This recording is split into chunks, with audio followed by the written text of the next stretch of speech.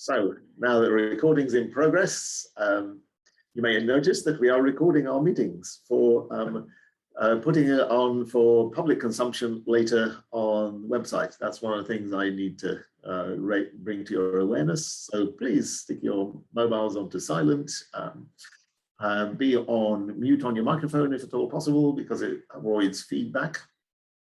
If you want to speak, please raise your hands, wave them, or put a virtual hand up, and Claire will also look out for them if I happen to miss anybody wanting to speak. Ideally, CCG background or blurry background if you can. Please do turn your camera off and sound off, particularly if you're needing to leave your seat during the meeting. Now, because we look to have a couple of newer members, I'll go around everybody in the list that I have on my screen and ask you to introduce yourselves by name and organizational background. In the meantime, I've got apologies from Dr. Alistair Johnson, GP non-exec, Mark Adams, Public Health from South Tees, Penny Spring, Public Health from Darlington, Jill Lax, designated nurse for safeguarding adults. So in the order I have, well, there's me, Professor Posmic, clinical chair of the CCG. Next person is TVCCG Corp Gov. That's me. I'm Claire Atty. I'm one of the corporate secretaries at the CCG, and I'm supporting the governing body today. Thanks. Hassan, oh, Hassan's just, yeah, Hassan Tahir, you're popping in and out. Hi, I'm Hassan Tahir, GP in Gillingham, and I'm one of the non-execs on the governing body. Okay, thanks. Mike Brearley. Hi, Mike Riley, Director Lead for Mental Health and Learning Disabilities for the CCG within the Mental Health Learning Disability Partnership. Thanks. 447711112846. Hi, that's me, that's Caroline Gitcham, and I'm a lay member on the governing body. Apologies for not having my camera on today. But at least we can hear you successfully this way, Caroline, so that's great. Alex Sinclair. Hi, Alex Sinclair, Director of Commissioning Children, Young People and Maternity at the CCG. Thanks. Alison Jarvis.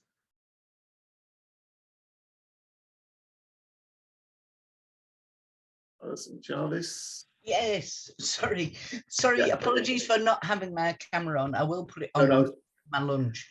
I'm a member of the public attending, but I've recently been appointed as the chair of the Carers Forum for South Tees, and that's why I'm interested to see what goes on. Welcome. There'll be an opportunity for any sort of feedback or questions at the end of the meeting if necessary. Got Andy.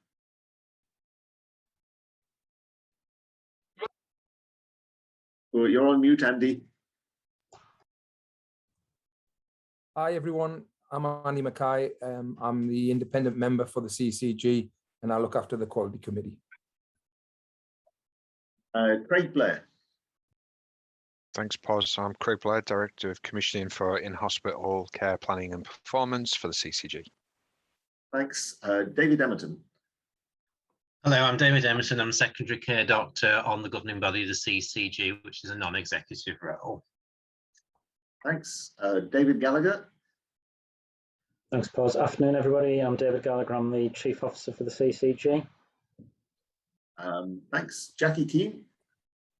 Hi, I'm Jackie Keane. I'm the Head of Governance for the CCG. Jane Hall. Hi, Head of Quality, Tees Valley CCG. Thanks. Hi. Janet Walker. Hi, I'm Janet Walker. I'm a Medical Director of Tees Valley CCG and a GP. Jean Golightly. Good afternoon, everybody. Jean Golightly, Director of Nursing and Quality, Tees Valley CCG. Thank you. Thanks. Joe Bushnell. Hello, everybody. I'm Jo Bushnell. I'm a clinical pharmacist. I work in Stockton and Darlington, and I'm one of the non-execs. Thanks. Karen Hawkins. Good afternoon, everybody. I'm Karen Hawkins. I'm the Director of Commissioning for Community and Primary Care in the CCG. Thanks. Mark Pickering. Hello, I'm Mark Pickering. I'm Chief Finance Officer for the CCG. Thanks. Michelle Thompson. Hi everyone, I'm Michelle Thompson and I'm the CCG lay member for patient and public involvement. And last on, but not least on my list, Nick Marco. Hiya, I'm Nick Marco. I'm a local democracy reporter at the Hartlepool Mail. I'm one of the members of the public attending today. Right. Okay. Well, I could hear everybody well. Caroline Gitcham is the last one on the list, but she's already spoken under a telephone number. Can everybody else hear everybody else? Okay. Yeah, good. Lovely. Okay. To progress. So, if you just bear with me, I'll get my mouse moving on my agenda. Yeah. Any other, Quoracy, yes, we've got the requisite number of clinicians, exec folks, laypersons, etc. So we're definitely quorate. Any other business? I haven't been notified of any other business at the moment. Anybody want to raise any other business to discuss at the end of the meeting at all? David. Yeah, just I think it'd be good to have an update on progress for COVID vaccinations, particularly for the housebound. Okay, thank you very much. So if you could note that, Claire, and then if I manage to miss that, if you just remind me at the end of the meeting. Thank you. Declarations of interest, they're attached. There's a reminder to everybody that this is the time of the year that everybody needs to refresh their declarations of interest as well. Anybody want to note anything else in relation to declarations of interest at all? No. Okay, so moving on. Note that Dr. Walker's conflicted in relation to being a medical director and an exec general practitioner, so she received a slightly different set of minutes. Okay, so moving on to the unconfirmed minutes. So going on to page 8 of 354. Tiny set of papers here. Okay, so page 8. Everybody moving my mouse. Okay, so page 8 in the papers, page 9 in the papers. Speak if there's anything to raise as we go through. Page 10. Page 11, page 12, page 13, page 14, page 15, page 16, page 17, page 18, 19, 20, 21, 22, 23, 24, and 25. Anything to raise in those? Everybody happy with those as a true record of our last meeting? Everybody happy with that? Nod, please, folks. Yeah, there's a couple of nods. Lovely. Okay, so take those as confirmed. Now, moving on to matters arising in the action log. There's one action log item that was to do with Jean and placement of children. Anything you want to add to that? It's been signed off, Jean, but I think there's been a little bit more information passed around. Do you want to flag that to governing body? Yes, if I may, thanks, Pos. So we had rather a helpful discussion this morning. Alex raised a couple of points for clarity. So the information in the action log is correct. However, we'll be adding to that. So we do, of course, have Zoe's Place in Middlesbrough, which is a children's hospice. And this is available for children up to the age of 6 years old. They can take a maximum of 4 children at any one time. And obviously, given the ages, they can and would be happy to accommodate siblings as appropriate, and in that case there would be 2 children in a room wherever possible, and they are open 5 nights a week. Now, by exception and by referral, they can and will accept end-of-life children. But obviously, an end-of-life child, you can't necessarily say, oh, well, that'll be this period of time. So they can go over the 5 nights a week, but that's it's got to be by exception and takes obviously a degree of additional logistics and organising and shift patterns and things like that. But children, just to know, and our Children's Continuing Care colleagues were very helpful in providing additional information around this. Children who are closer to the age limit of 6 years are predominantly children who've been with the service since almost the beginning of their needs. So the service is very well sited on those children, and obviously you want to promote as much continuity as you can in terms of their care and the familiar, because these are children with quite significant needs. So that's just the addition to that pause, but again, happy to pick up any subsequent questions arising from that. So it's still for children above 6, and under 18, the nearest provision, with the exception of Butterwick, would be Newcastle and Harrogate. Okay, thank you, Jean. That's addition noted. Anybody have any further questions before we move on? No further questions or comments. Okay, so moving on to my report. Several areas of this report actually have been picked up in other agenda items, so I won't talk to all of this. I think the thing to flag is the continuing level of pressure within the NHS services, which is causing a particular amounts of worry and concern to our public, but also that there's significant pressure on staffing within the NHS and social services as well. And the one thing to point out is that vaccination is significantly impacting on the severity of illness presenting to the NHS in relation to COVID, and that the particularly ill patients with COVID receiving care from the NHS are very much preponderantly those who have been unvaccinated. And a common theme across a lot of meetings that I've been attending in relation to primary care, secondary care, etc., is the significant level of complexity of patient illness presenting to the NHS, which is impacting on the level of pressure on the NHS, and also the significant issues in relation to staffing within the NHS, both in primary and secondary care, not helped by the fact that there is COVID floating around in the system, and then people are having to isolate, which aggravates the issue.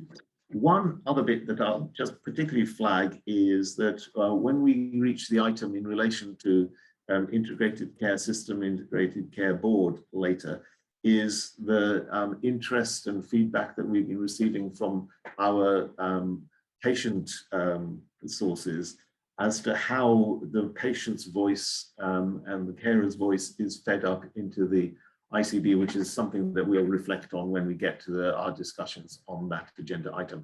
I'm going to leave it there. Any questions before I move on to the next section? No questions or comments? No? Okie doke. That's Chair's report. Chief Officer's report. Over to you, Dave. Okay, thank you, Paul. And similarly, there are a number of things in my report that are picked up elsewhere, so I'll not dwell on them. I would like to start by congratulations being offered to Samantha Allen, who has got the role now of Chief Exec Designate for the ICB. And I'm sure once she gets out of her current job in Sussex, we'll be looking to meet with people locally as part of her induction for that. Obviously, we're picking up the bit on the further down the agenda in terms of the constitution for the ICB, so I'll not touch on that. Probably again, just to reflect on the pressures, and probably the last paragraph in the section on the pressures, just to remind us all that we continue to deploy certainly clinical staff into the front line to support the response to COVID and the pressures that are being undertaken, being felt rather. And just to recognise that we'll need to review that continually, but certainly as we get into the new year, we'll just need to see how we're doing that, because certainly a lot of our clinical leads, exec GPs, we're rightly, I think, asking them to spend more time working in the field, so to speak. We'll just need to reflect on how that goes as hopefully the pressure reduces after Christmas. There's a piece there about our staff event that we had, which it would be nice to think that before we come to the end of the CCG, we can have some sort of face-to-face staff event rather than doing it all on Zoom and Teams, although credit to our admin team who do a cracking job in helping us work en masse, if you like, with staff events using Teams and Zoom. And the last paragraph, it is a bit odd, but I know it's November, but this is probably the last formal meeting we'll have this calendar year. So just to, at the risk of saying bar humbug, wishing everybody best wishes for Christmas and the new year. Okay, thanks, Dave. So any questions or comments on Dave's report? Pretty succinct and straightforward. Right, okay, moving on.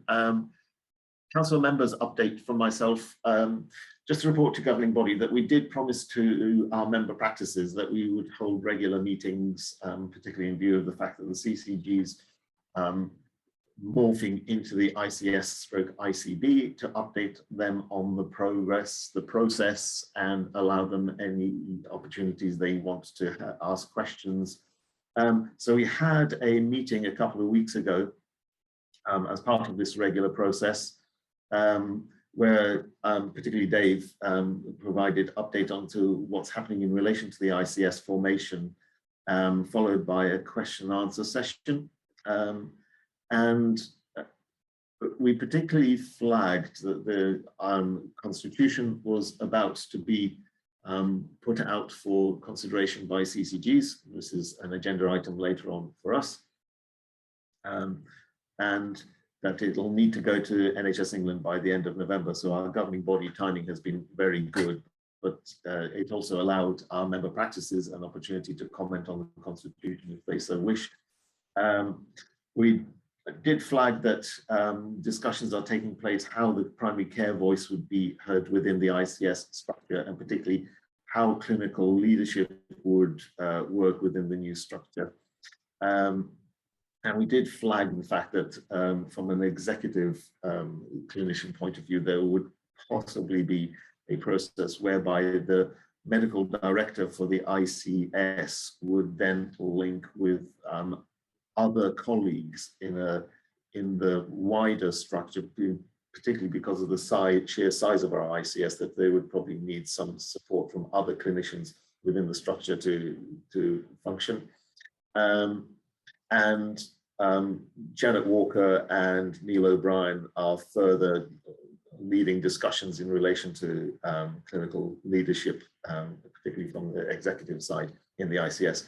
We also took the opportunity to flag to practices that this is an opportunity for them to feed up to us, if they wished, any thoughts and reflections as to how the patient voice from the practice perspective should be fed up into the ICS. So they've been given the opportunity to feed that up through the system as the ICS develops. And that's the end of my report from the members update, unless Dave and Janet want to add any extra from the bits that they covered. No? No? Okie doke. So that's my report. Moving on from the council and members update to the locality update from Janet Walker. Over to you.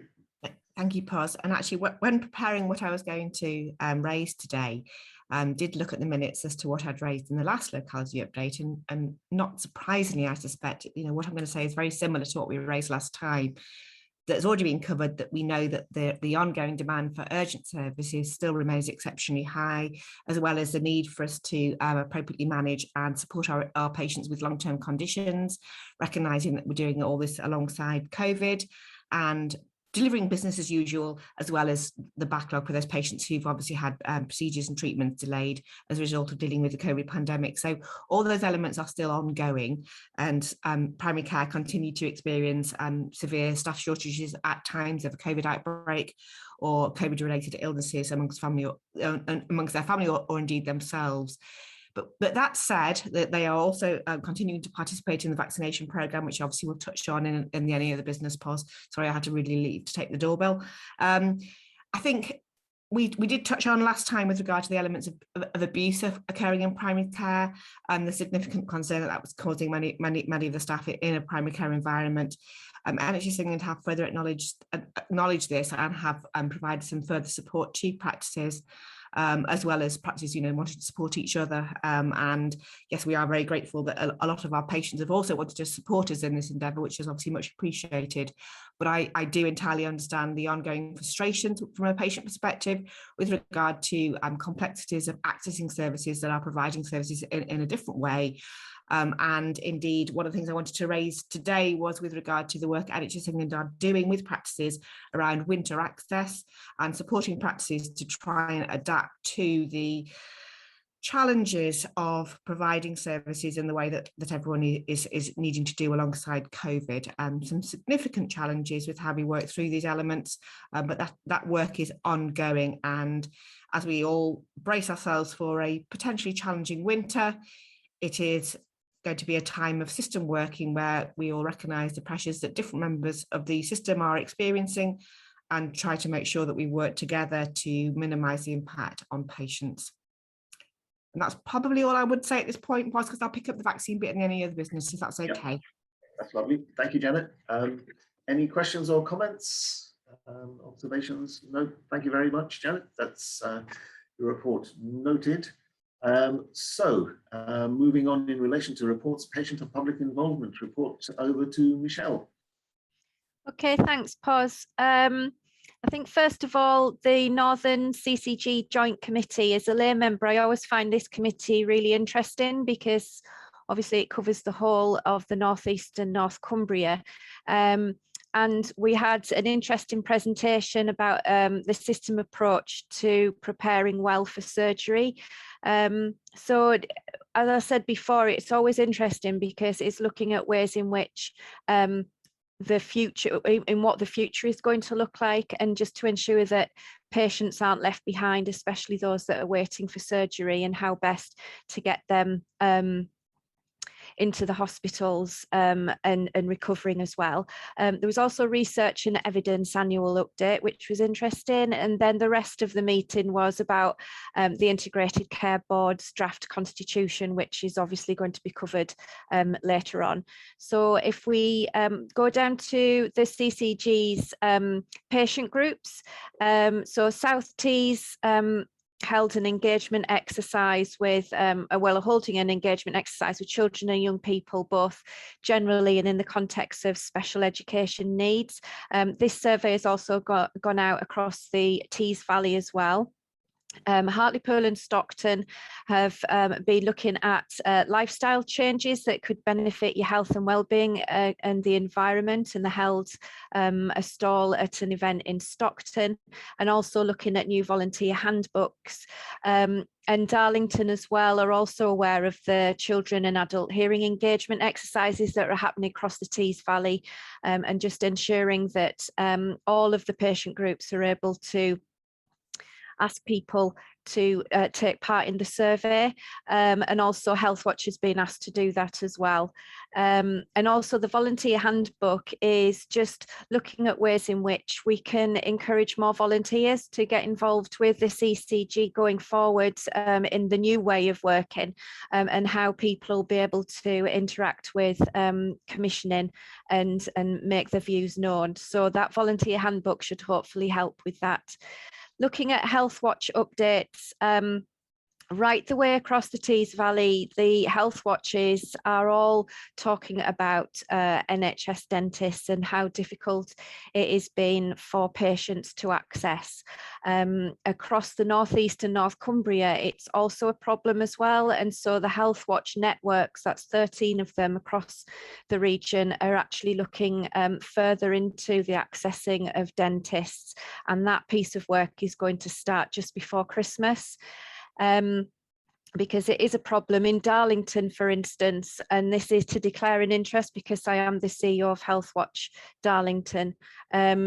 a patient did call us to say that he'd actually extracted 5 of his own teeth with sterilized pliers because he couldn't find a dentist. So, you know, that sort of thing is going on in the community, which is rather worrying. In Stockton, there was a patient story about Red Balloon's mental health and wellbeing support in Stockton. So if you just click on the link, it will tell you more about Red Balloons. It's a charity that was set up in 2017, helping those with mental health issues. In South Tees, they've mentioned the Tees Esconway Valley community transformation. All of the health watchers across the Tees Valley fed into this piece of work and worked with Tees Esconway Valley and the Mental Health Alliance. And that is being used to put together plans for the future in the way that Tees Esconway Valley will deliver community mental health services.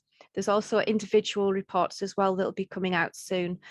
So if you're particularly interested in Stockton, for instance, there will be a report which goes into more detail. Also in South Tees, they're looking at dentistry, adult hearing services, access to GPs and their community champions.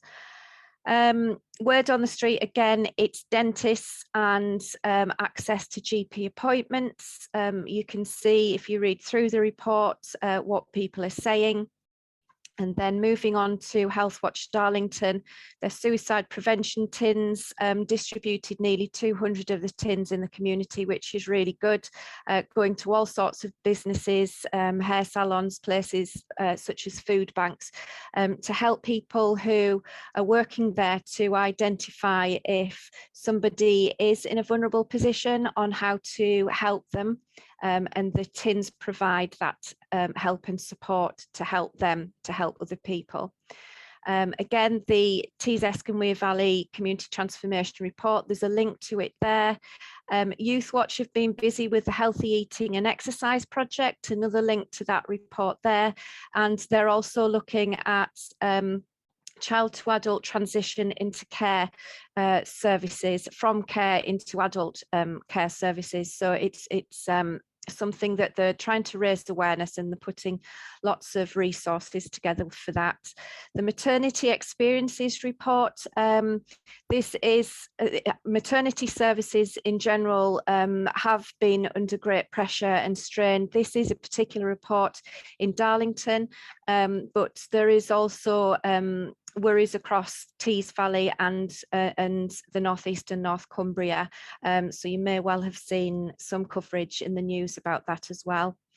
Remote monitoring, that was about people using blood pressure monitors at home. That piece of work will help Healthwatch England to look at more programmes that deliver better experiences for people.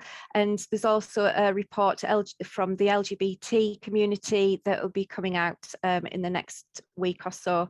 You can see the priorities that Healthwatch Darlington are looking at, and one of those is the integrated care system across the northeast and North Cumbria, which I can give you an update later on when we discuss that.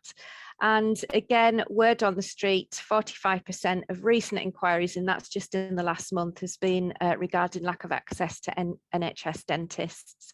And if anybody wants to read up on the national updates from Healthwatch England, there's a link there which will give you all of the recent reports. And that's about it for now. Pause. Thank you, Michelle. I've got 2 hands up initially. So Karen first and then David. Thanks, Pos. As always, Michelle, reports are really helpful.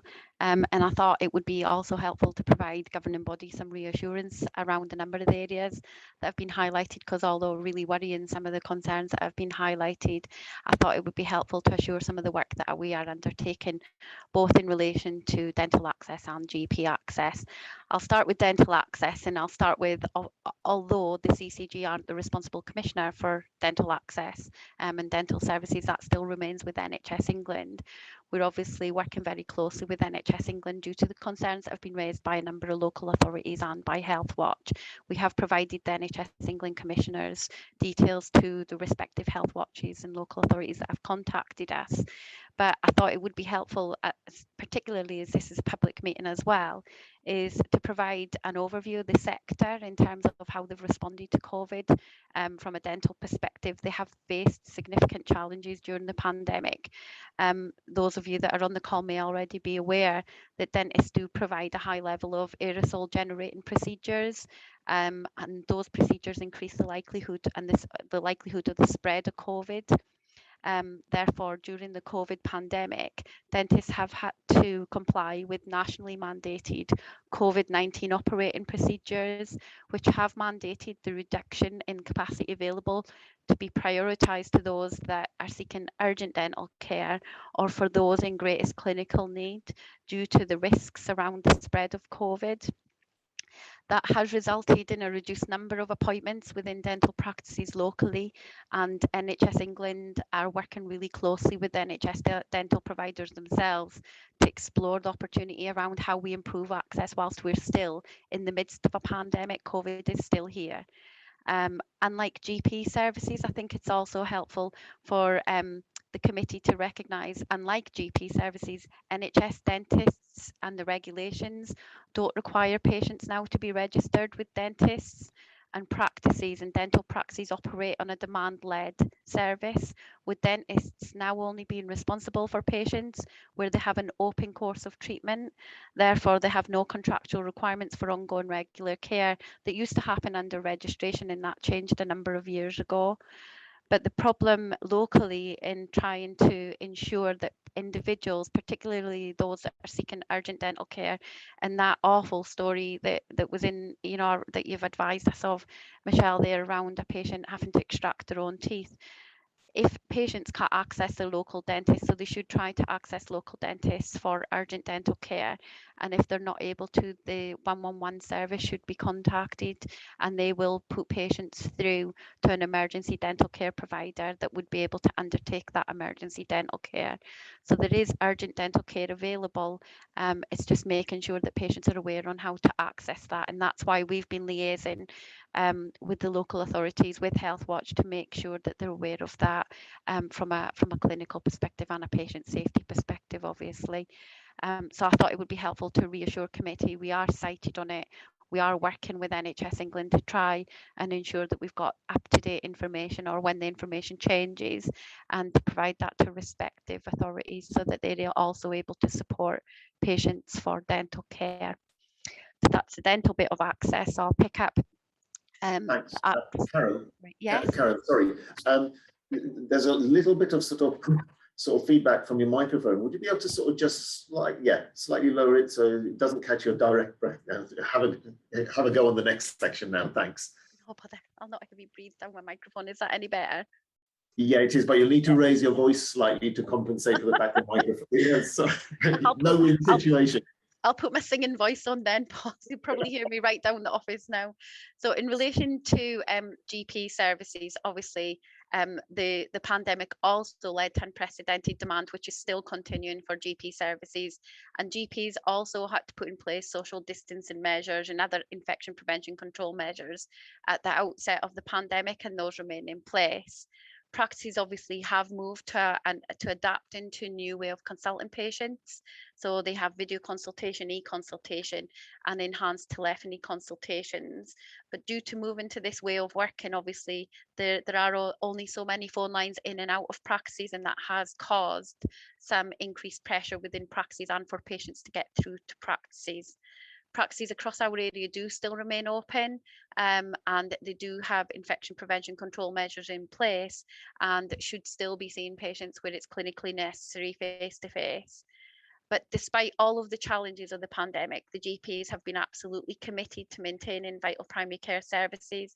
Our vaccination programme throughout last year and through this year would never have been delivered without practices consulting with patients, and obviously they do have to see them face to face to provide a vaccination, and the practices themselves have been rapidly adapting to meeting the demands of all of the changes in terms of delivery during the pandemic. They're obviously continuing with the flu vaccination programme, and they are trying to address where there are some backlogs. They're trying to address that and work differently within general practice. We are working with practices currently to look at specific access issues, and I have provided under item 131 a paper. Janet alluded to it earlier on, around winter access support that has been made available to primary care, and I'll cover that in that item. But just for some reassurance, although we recognise there are some issues and some access issues, practices are trying to maintain vital primary care services, particularly as we head into winter, and as Janet also outlined, continuing to deliver the vaccination programme through this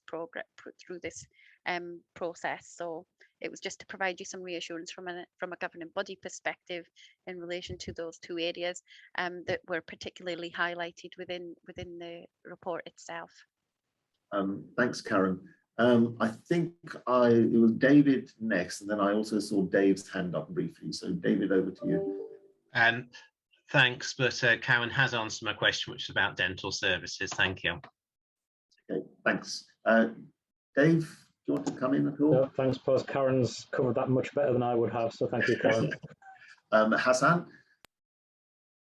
Just to follow on from what Karen said, that general practice is still facing high levels of patient demand at the moment, but we're working incredibly hard in order to meet that using mixtures of telephone, triage, face-to-face appointments, e-consults, every which means that we can, in order to reach out to as many patients as we can during the difficult winter that we're facing. So general practice is definitely sort of working as hard as it can at the moment. Thanks. I think, oh, sorry, Michelle. Yeah, I think it's just in response to that, from the health watchers across the Tees Valley, they really appreciate the communications that they do get, so that they can forward that on to patients and carers. I think one of the problems is trying to reach the people that don't interact with Health Watch and the people that don't go online. So especially with dentistry, one of the things that has been brought up, NHS England said that patients have got to know the difference between emergency and urgent. Well, actually, it's okay blaming the patient, but if patients don't know where to go, then, you know, that's the problem. If they don't know the difference between, you know, sort of emergency and urgent to patients is the same thing. So I think that what Health Watch have said to NHS England is that, you know, any communications whatsoever that they can get out there, then they will, to help patients to understand how to access the service, and also the difference between private and NHS as well, and the appointments that are available in the practices and how quickly they can get taken up, and then there's maybe only private appointments that are left. So there is a lot about communications and trying to ensure that everybody, well, it's a big order to ask for everybody to see those communications, but just different ways within the community for those that aren't online and don't interact with Health Watch. Thanks, Michelle. Alex? Well, just to add, in terms of maternity services, the maternity service experience Health Watch report from Darlington, that's been received by the CCG and commented on, and just to say that that is going to go for further discussion at our quality committee, and just in generally around maternity services, acknowledge the pressures, and we're working with the trust, with NHS England and the LMS to support the trust around that as well. Thank you. Thanks, Alex. I think it's worth reflecting on the fact that our colleagues in dentistry are managing to produce a service, despite the COVID strictures, that is particularly being impacted by the fact that of the ways of working that they've had to change to in relation to COVID. I was reading an article by a dental practitioner, whereby it was striking how much more time it was taking them to provide a dental consultation, plus the amount of cleansing and time for the cleansing to work they had to allow following a patient having been in a room. And it's really dramatic how even a small percentage increase in the time taken to provide a single appointment has a knock-on effect within the system So 5% more time doesn't lead to 5% less patients. It leads to 10, 15% more impact on patients in relation to throughput. So it's a very difficult time. Hopefully, when COVID, and particularly when the second booster starts having an impact on our population and on COVID numbers, things will hopefully start coming back towards normal. Okay, Jean, I've got your hand up, and then we'll move on. Yeah, Pos, I was just thinking for other people who may watch this at a later date, as we're recording as well. I think that's a very relevant point that you've just made, and I think people would be able to understand it in the context of their everyday experience when they go to the hairdressers or the barbers, or if they go out to dinner, etc. So the precautions that most establishments are taking before and after, and the need to book as well, and the reductions in that capacity, it's across everything. And it's around about keeping people safe, although that does have a significant impact when you're trying to access a service. Whether it's dentistry, general practice, or something else as a service. Thank you. Thank you, Jean. So thank you, Michelle. Your report noted and has generated a lot of discussion. So moving on, executive committee terms of reference. Over to you, Jackie. That's an item for decision for us. Okay, thank you, Chair. Just a simple report, really. In line with good governance practice, we review all of the committee terms of reference on an annual basis. The executive committee terms of reference were due for review and have been considered by the executive committee. At the moment, there are no suggestions for any changes to those. They're still considered to be relevant and meet the requirements of the CCG. What we have said, though, is bearing in mind the changes to ICB, we will keep them under review and have another look at them in Q4, so from January onwards. And if there are any potential changes from that review, we'll bring them back to the governing body at that time as well, because clearly the governing body has got to approve any changes to the exec terms of reference. But at the moment, it's assurance to the governing body that they've been reviewed, and also to seek approval for their continuation in the current state. Thank you. Okay, so everybody happy for the continuation of the exec committee and its terms of reference as it is? Yep, that's all agreed. From a practicality point of view, Jackie, our next governing body is in January, and the next one after that is in March. So are we likely to need any changes of the terms of reference in the January governing body? I suppose really it's depending on how the work with the ICB progresses. At the moment, we're not anticipating anything, but we don't want to rule it out as guidance, etc., comes through. So I don't want to definitively say yes or no, because we're just guessing. Okay. So an agenda item to be determined as and when progress or changes occur in the ICS-ICB system. Okay, thanks a lot. So that's agreed to roll forward the terms of reference. And last in this section before our break is finance and planning update. Over to you, Mark. Okay, thank you. So this is the update for the second half of 21-22 financial year, so termed as H2. It's split into two parts. It's split into the finance part and the operational planning and activity element. So I'll cover the finance part first and then pause for any questions before we hand over to Craig for the operational planning element. The position for H1, so the first half of the year, was already approved by governing body. So we considered this back in March, just before the start of the financial year. So H1 was set and approved. This is now considering H2, so the period from October through to March. The financial rules or the financial environment we're working in is very similar. It hasn't really changed. We still have a system financial envelope for that whole period, and that financial envelope covers the whole of our integrated care partnerships. So it covers ourselves plus 3 NHS trusts. It includes system top-up money, and it includes growth and funding for COVID that we've mentioned many times in the meeting already.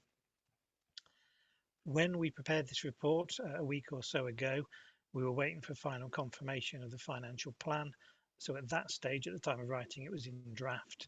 The budgets are now in final form, so this will constitute the plan, so we can take the draft off any title pages now.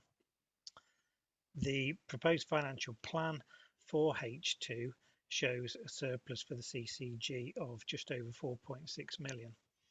That's important because you'll recall that for the first half of the year, we had a planned deficit of 4.3 million. So that means that over the course of the full 12 months, so that's the H1 period and the H2 period added together, we deliver a small surplus for the CCG, which means that we meet our financial targets for the year. The details are added in the slides that went alongside this paper. It breaks down the budgets and shows the distribution of growth and system top-up and COVID monies, and also shows how we allocate funds for running costs, so the administration of the CCG, and the programme costs for the CCG services that we're buying and commissioning. The budgets are not only for the core service or the core allocation, they also include the primary care commissioning, which has been delegated to the CCG. We do have system-wide working across the ICP, and that's the level at which the funding has been received.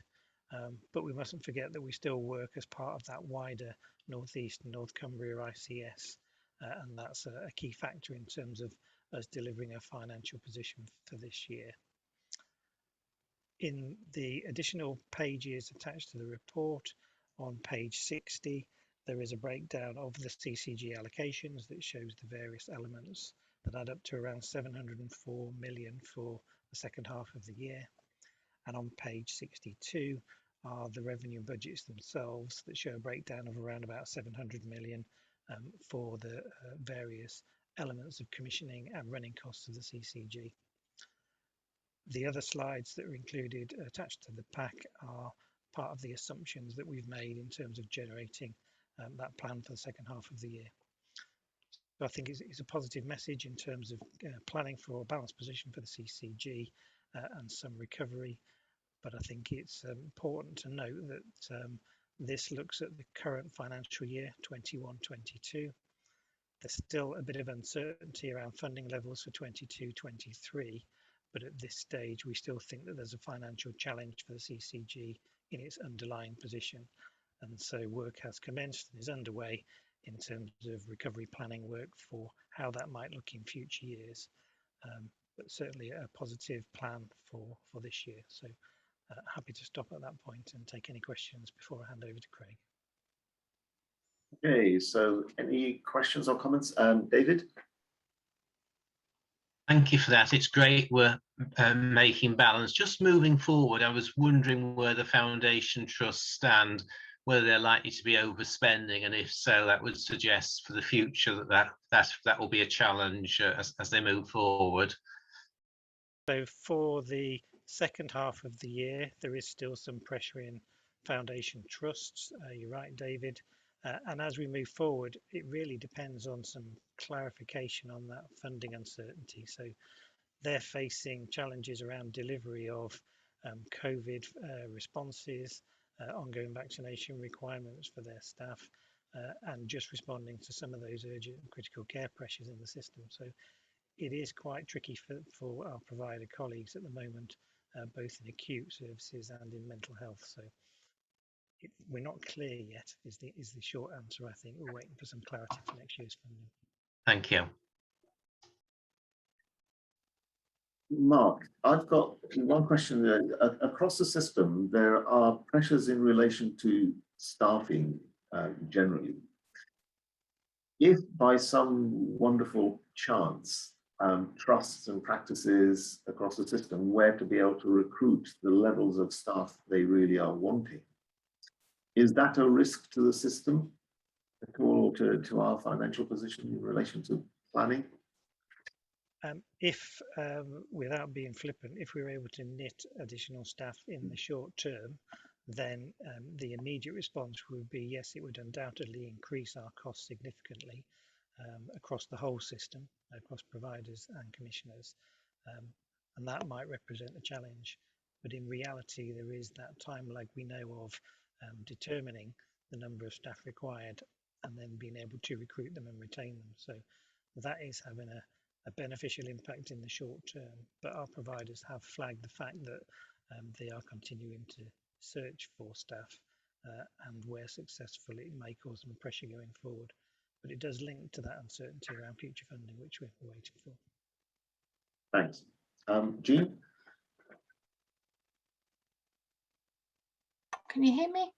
Yes, I think some of that, and obviously that would involve a significant amount of challenge in terms of aligning costs, etc. But I think it's important that we do reference at the moment that in order to meet the need, particularly provider colleagues are incurring significant locum costs or interim staffing costs, which it is always an awful lot cheaper, as well as the optimum in terms of your service, to have your own substantive staff because they understand the system, the protocols, the culture and everything like that. But there are, so that there'd be a rebalancing, but as Mark says, ultimately there's still going to be a challenge to meet those costs.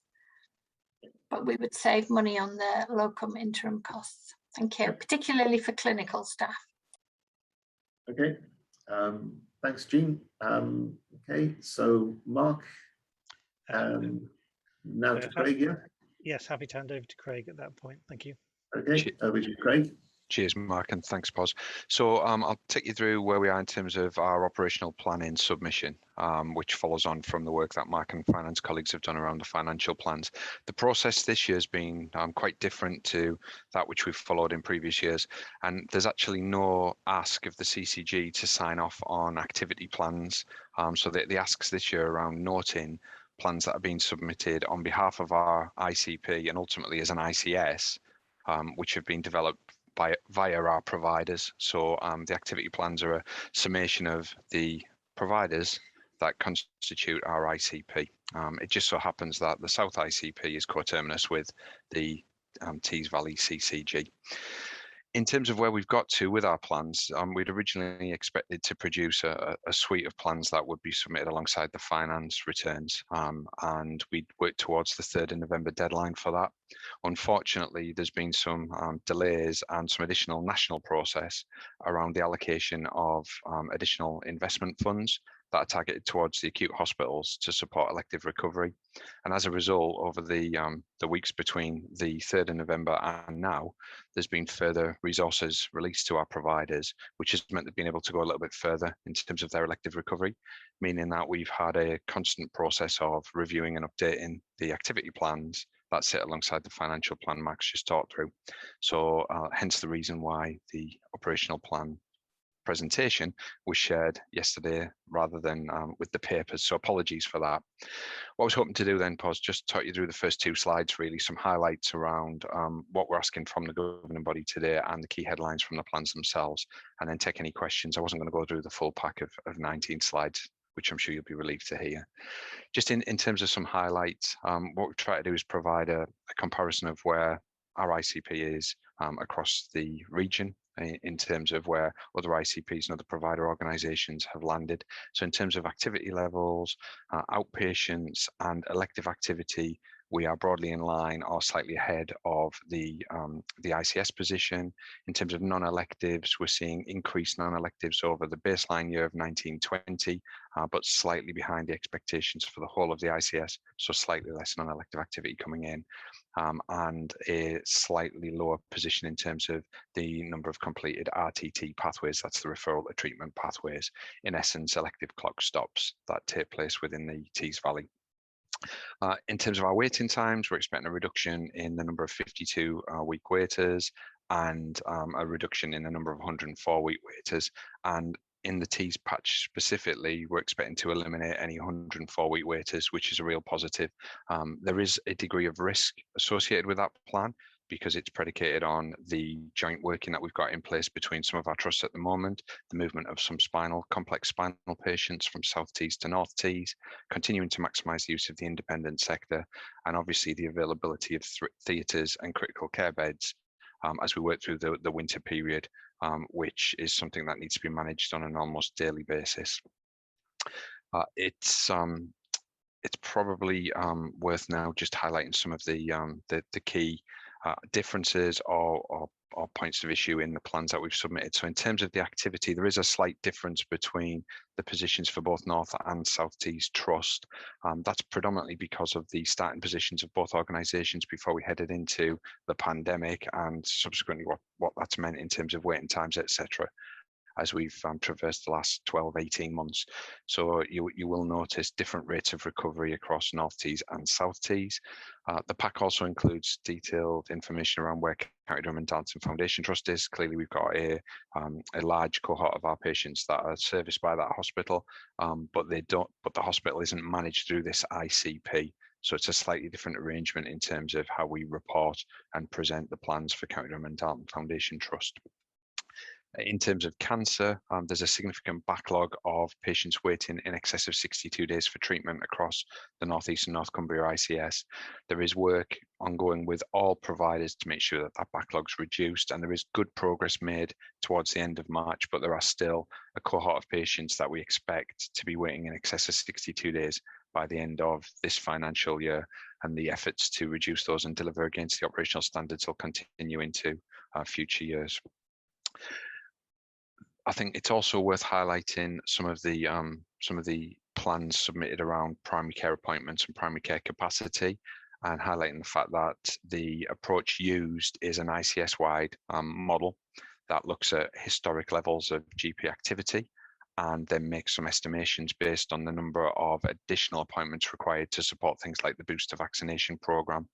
Clearly, we have some variation in those primary care networks that are and are not signing up to the programme, and also there's been some significant changes in terms of the asks around the programme itself since the point at which these plans were developed. So back on the 3rd of November, the understanding around the booster programme and over 40s was very different. We'd had the implementation of the school age vaccines as well. So there are some caveats around the primary care appointment information that's been shared. What I would say is that the information and the trajectories that have been set at this point in time aren't going to be used for any local performance management or for the allocation of any funding that the system has access to. So they won't be used for operational purposes within the Tees Valley or indeed across the ICS at this stage. I think that's probably it in terms of some highlights. Just noting what we're being asked for at the governing body today, to note the activity submissions that are being made on behalf of the ICP and the ICS, to note the planned levels of recovery across our providers in a number of different areas as detailed within the slide pack. To note and agree that there's likely to be further impact on the trajectories based on further announcements around Transformation Investment Fund, which we expect to hear about over the coming weeks, and to also note that there is likely to be further impact on the delivery of these plans should COVID-19 reproduction rates, infection rates, and hospitalisation rates increase over the winter period.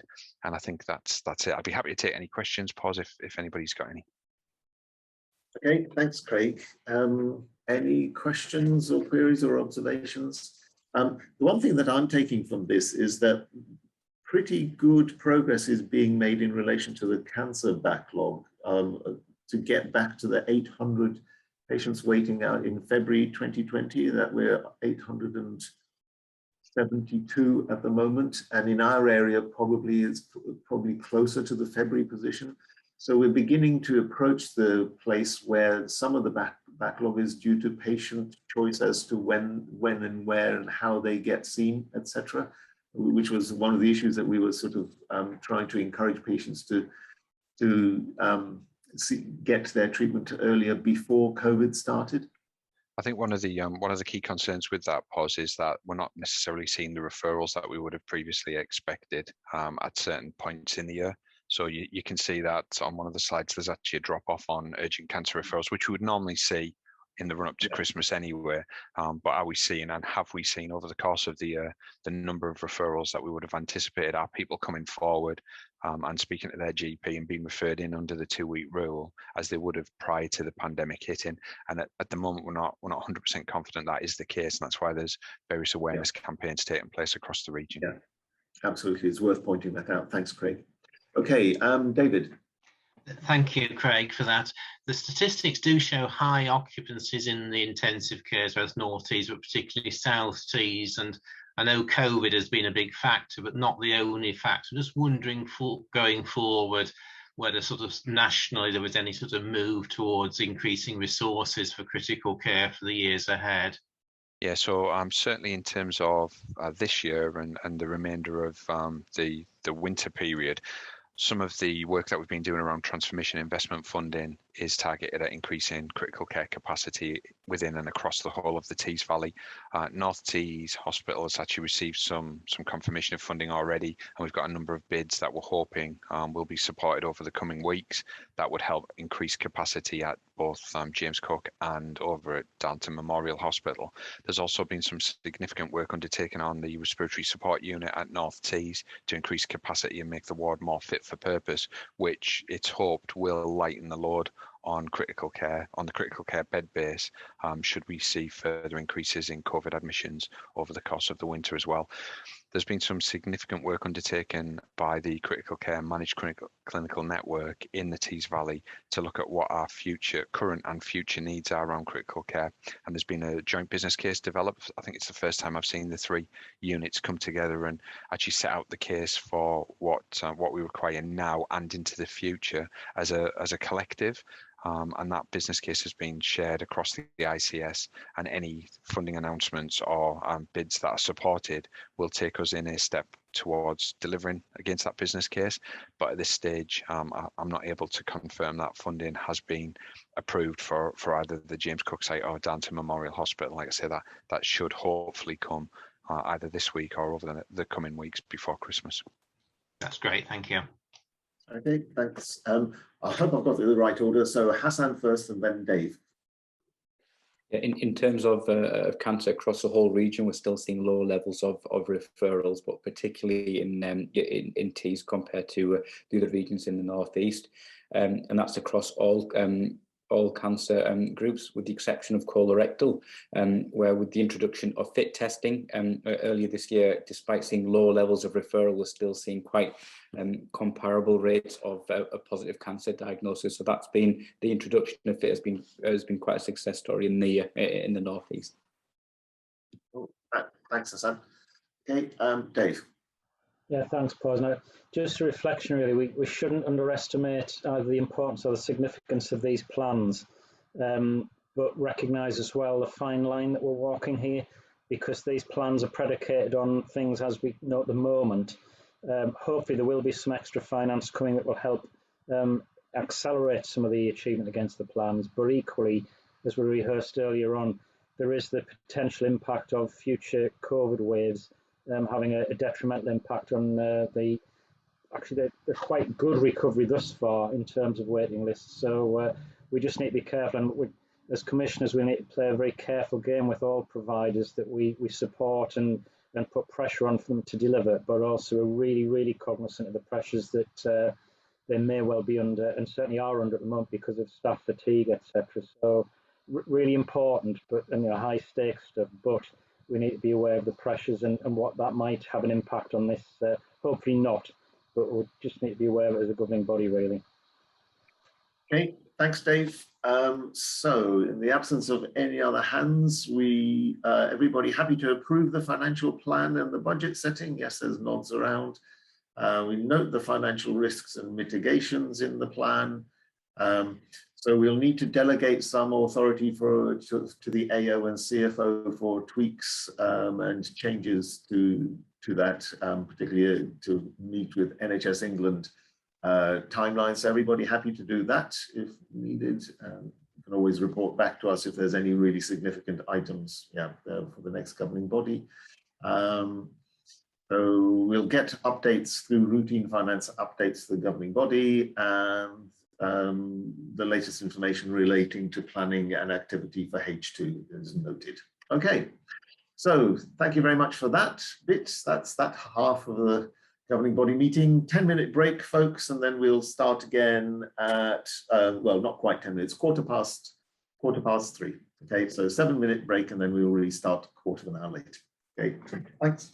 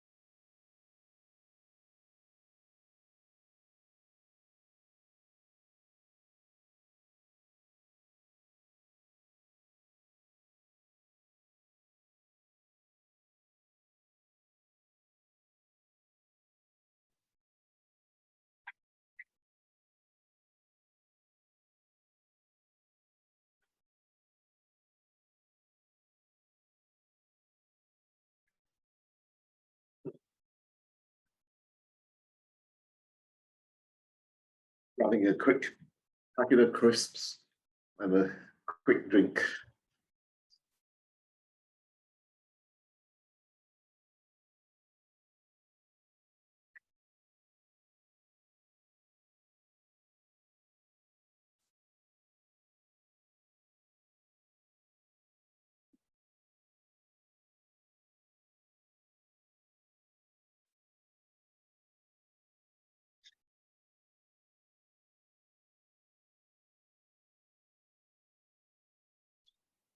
Oh, I'm not the only one eating, Claire.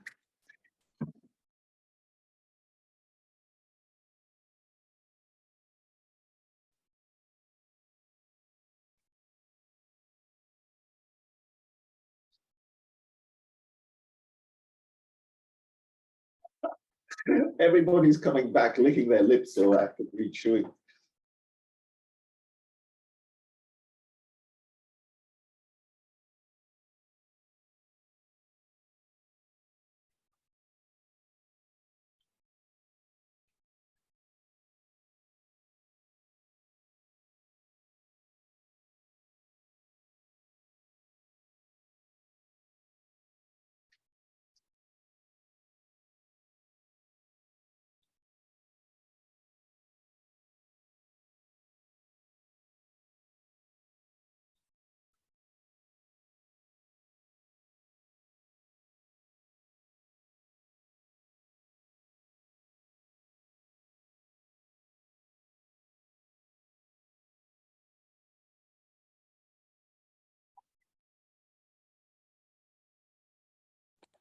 Okay, we'll get rolling.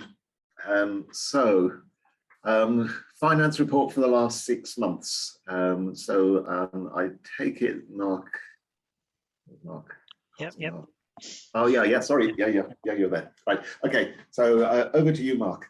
Okay, so this is the finance report for the first 6 months. So this is the H1 period, April to September. So it now covers the entirety of that period. We've mentioned as part of the planning paper earlier about the financial regime we're in. There are some elements where we're able to claim financial top-ups, and at the time of writing this report we were waiting for a top-up for the hospital discharge programme funds, and I'm pleased to say that that's been received in its entirety. So for the purpose of H1 we've now received all the funds that we were expecting. Our plan for H1 was a deficit of around about 4.3 million, and the CCG has delivered against that plan. And as part of that work, we also delivered efficiencies for the period of around 2.3 million. As part of the overall ICP, the Intermediate Care Partnership position, there was a small surplus for that period of around 400,000, and that remains the case. So in H1 as an entire system, we delivered against the plan. There is a need for us to keep the funding under review. We mentioned in the earlier part of the meeting about the potential for further funding coming into the system, which I accept forms part of the H2 or the second part of the year, but actually managing that and understanding how it's coming in, when it's coming in and how it's to be used presents a bit of a challenge as we get closer to the year end. So we'll keep that under review. We'll work with all of our stakeholders and other organisations across the ICP just to make use of that funding across all of our partners. When we wrote this report, we had the uncertainty around H2. We've now got that certainty, so we now know what the plan is for H2 as part of the previous report. So I think I'm happy to stop there, Chair. We've considered H1, we delivered against the plan, and now we're moving on to H2. Okay, thank you. Any queries or questions before we move on to Craig? No, that's it's nice and reassuring that the earlier plans to deliver on H1 are sort of materialized as to the lines that you've predicted, which means therefore that the predictions for H2 have got a firmer basis as well for the delivery for H2. Okay, so So note the financial position and the fact that funding will be kept under review, and that the stuff that you put in the paper as low risk actually has happened in the delivery of the payments as well. Okay, lovely. Thank you very much, Mark. Over to you, Craig, for performance and recovery. Thanks, Pos. So the performance report that is detailed within the pack is a summary of the report that's been taken to the executive, so the CCG's executive committee, but also to the ICP executive group as well, which we are joined up by our provider colleagues. What I was planning on doing was just giving you a brief overview of some of the discussion and key highlights, and then take any questions if that's okay. So in terms of key outputs from the executive committee, there was a discussion around the vaccination update, and at the point in time that this report was produced, we'd had some further guidance around the 12 to 15 vaccinations in the booster program and how that was going about being implemented. And at the point in time, there were around 53 pharmacy sites that had come forward and expressed an interest to support delivery with phase 3, with several in each of our local authority areas to support that delivery program. In terms of activity, key highlights were around significant urgent emergency care pressures, which were compounded with staffing sickness at that point in time, coupled with isolation, as we saw a resurgence in the number of cases of COVID being reported in the community. That had in turn reduced the amount of inpatient activity that was able to be undertaken at that point in time. As a mitigation for that, there was still work ongoing with all of our providers to continue to clinically prioritise all patients who are on waiting lists, risk assess them, and then prioritise treatment accordingly across all of our providers, including the independent sector. From a diagnostics perspective, we had key pressures around DEXA scanning, and that was specifically around some equipment failure at South Tees Trust, and there's been some significant work to replace that equipment, which was expected to be complete before the end of November. It was actually complete earlier this month, so that has now been recovered and the backlogs are being worked through. North Tees had also undertook to increase their capacity around endoscopy to reduce the number of performance breaches, and actually we've seen good improvement on that, including some additional capacity that's been secured by South Tees Trust over at Ramsey Hospital. We touched earlier on in the performance planning, in the planning update around cancer waiting times, and at the point that this report was produced, we had seen a reduction in the number of 104-day waits for cancer surgery, and that went in line with the plans to further reduce the number of over 62-day waiting patients. Clearly, there's a broad programme of action that's been taken forward to address that, some of which include pathway improvements, process and performance improvement through the management of patient targeting lists, but also collaboration across providers and making sure that where we have capacity, it's targeted towards those patients with the greatest clinical need. And that, again, that included the use of some of our independent sector facilities. The report also detailed all of the performance for the ICP, the providers and the CCG against all the constitutional standards that were measured against, and provided a comparison of this ICP against those others within the North East and North Cumbria. And that's probably it in terms of a summary. Pause. I'd be more than happy to take any questions if anybody wanted to pick up on any specific areas. Okay, any particular questions, folks? Clarity? Okay. Can I just double check, Craig, that on the measure C1 is C4, that's the new ambulance times? Just for clarity. Sorry, Pos, what was it you wanting to check? C1, C2, C3, C4, those are the ambulance times? Yep, so they're the response rates, and category 1 is the most urgent response time. Moving down to category 4 are the patients that require a response, but it's not as clinically urgent. Yeah. Okay. Yeah. Just right. Okay. Any other questions? Otherwise, we note Craig's. Yeah. Pause. Am I okay to ask a question? Yeah. Yeah. Please Can you do. hear me? Okay. Yeah. Yeah. It was just you know the. Oh, Caroline, you dropped out. Do you want to type it? Are you able to type it at all?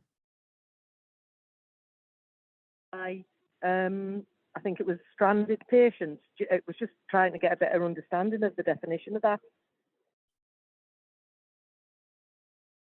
Sorry, Pos, I didn't fully catch the I question. think Caroline was wanting what's the definition of a stranded patient, and how are we doing in relation to those?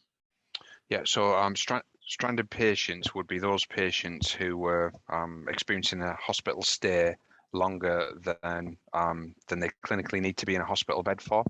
So we do measure the number of stranded patients in an acute hospital setting, and I haven't got that information directly to hand at the moment, Caroline, but what I can do is look to feedback to you outside of the governing body if that would be useful.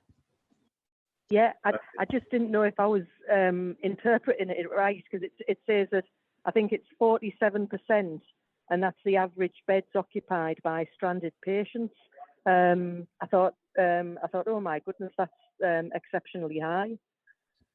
Yeah, so that'd be in relation to the number of patients, or the percentage of patients that are staying longer than they would otherwise need to. So 47% would represent that over half of just under half the patients that are in a hospital bed in the Tees Valley at this point in time that the report was produced didn't necessarily need to be there. There is a significant amount of work ongoing at the moment to understand some of the discharge processes that we've got in place in both North Tees and South Tees. South Tees has been a bit of an outlier in terms of long lengths of stay, and we've been working with our local authority colleagues and the trust themselves to make sure that stays are accurately reported, but the pathway issues are resolved as well, to support getting people out as quickly as possible once they're clinically fit for discharge.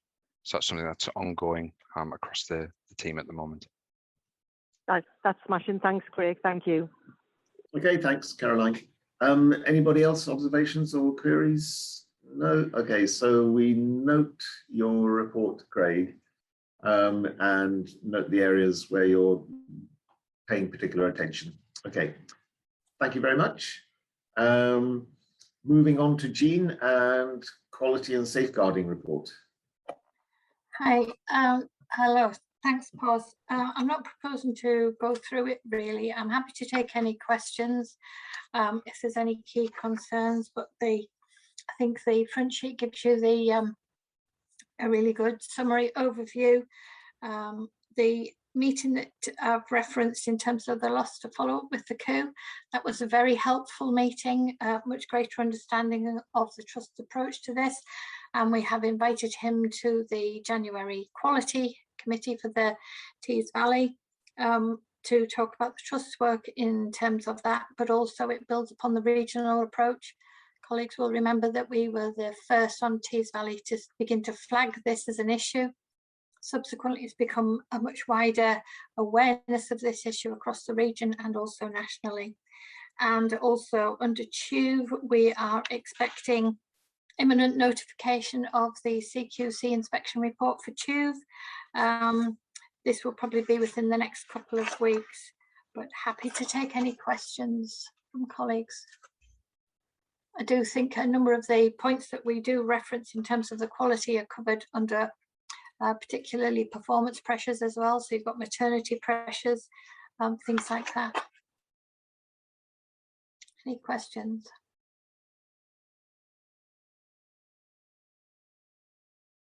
I've been politely muted and I forgot to take myself off. Apologies. Any queries, comments, questions? For Jean? I think most of what's in it, Pos, is updates really on issues that governing body are very familiar with and very well cited, which is why I wasn't going to go through absolutely. it. Yeah, it's generally all matters that we've paid attention to in our previous governing body meetings. There's a hand up from David. Thanks for that, Jean. Just in terms of the maternity, there's lots of national publicity for maternity pressures at the moment.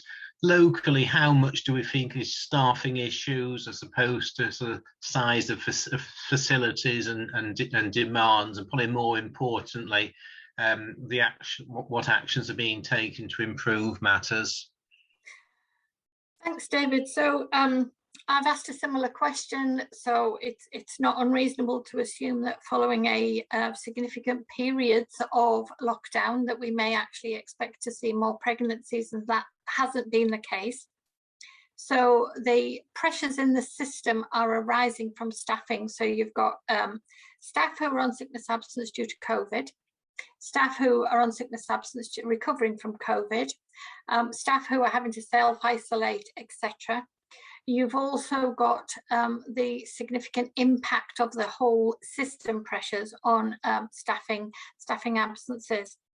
Additional to that, we are coming up to the anniversary of Ockenden, which is the implementation of entirely appropriate evidence-based improvement measures, but they're putting significant pressures on maternity services as particularly nurses, but this is not the whole story, because you've got the medics as well.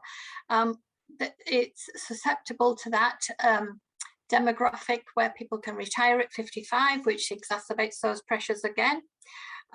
So there's very, very significant pressures locally, regionally and nationally because of that. Also, you then got individual issues in relation to the different services that are happening within trusts that can further exacerbate that. So in terms of improvement actions, each of the acute directors of nursing are extremely proactive around this. We've also got our colleagues in the local maternity and neonates system as well, so that's the LMNS. They're all cited on that. You've got the networks, the clinical networks associated with that, looking to what are the issues, what can be done to improve that. There's recently, nationally and locally, been an agreement around an escalation. It's almost like a surge escalation. So traditionally what's happened in maternity services, each service has organised things according to their own pressures and have linked in with local neighbouring trusts. You know, we're under pressure here, we've got X amount of ladies at Y position in terms of delivery. Can you take the call, sort of thing. There's been national clarity on how that's to work, and that's been implemented locally following some really high profile issues where those pressures came to light. The system has fortunately risen to the challenge, but we now have a more structured approach to that. And also, instead of the maternity services liaising with other maternity services, and perhaps the trust that they belong to wouldn't necessarily be as cited, we've now aligned that much more in an integrated way with the trust pressure. And as you will imagine, a trust could be under pressure for ED, but not maternity, and vice versa. So we're getting that granularity of the information around the pressures in the trusts, as well as the obvious recruitment and looking at any incidents and impact on patient safety. Does that help, David? Yes, that's helpful. Thank you very much. Caroline, did you have a question? I did, yes. I hope you can hear us okay, Jean. Yeah. I just oh no, it's happened again. Well, just for the record, unless Caroline comes back, I'm happy to pick that action up outside of governing body pause if that makes life easier. Yeah, I think that's going to be needed, because it's going to be very difficult, and then you can always, if necessary, feed it in as for information at the next governing body if it needs wider. Yeah, and in summary, I would say, just as most of the discussion today has been around about the pressures that the system is under and how the system is subsequently addressing that, and also monitoring the impact and effectiveness of that. Obviously, we're doing the same with quality, and in cases where there are substantial and sustained pressures, we're obviously linking in with the relevant other director colleagues in relation to that.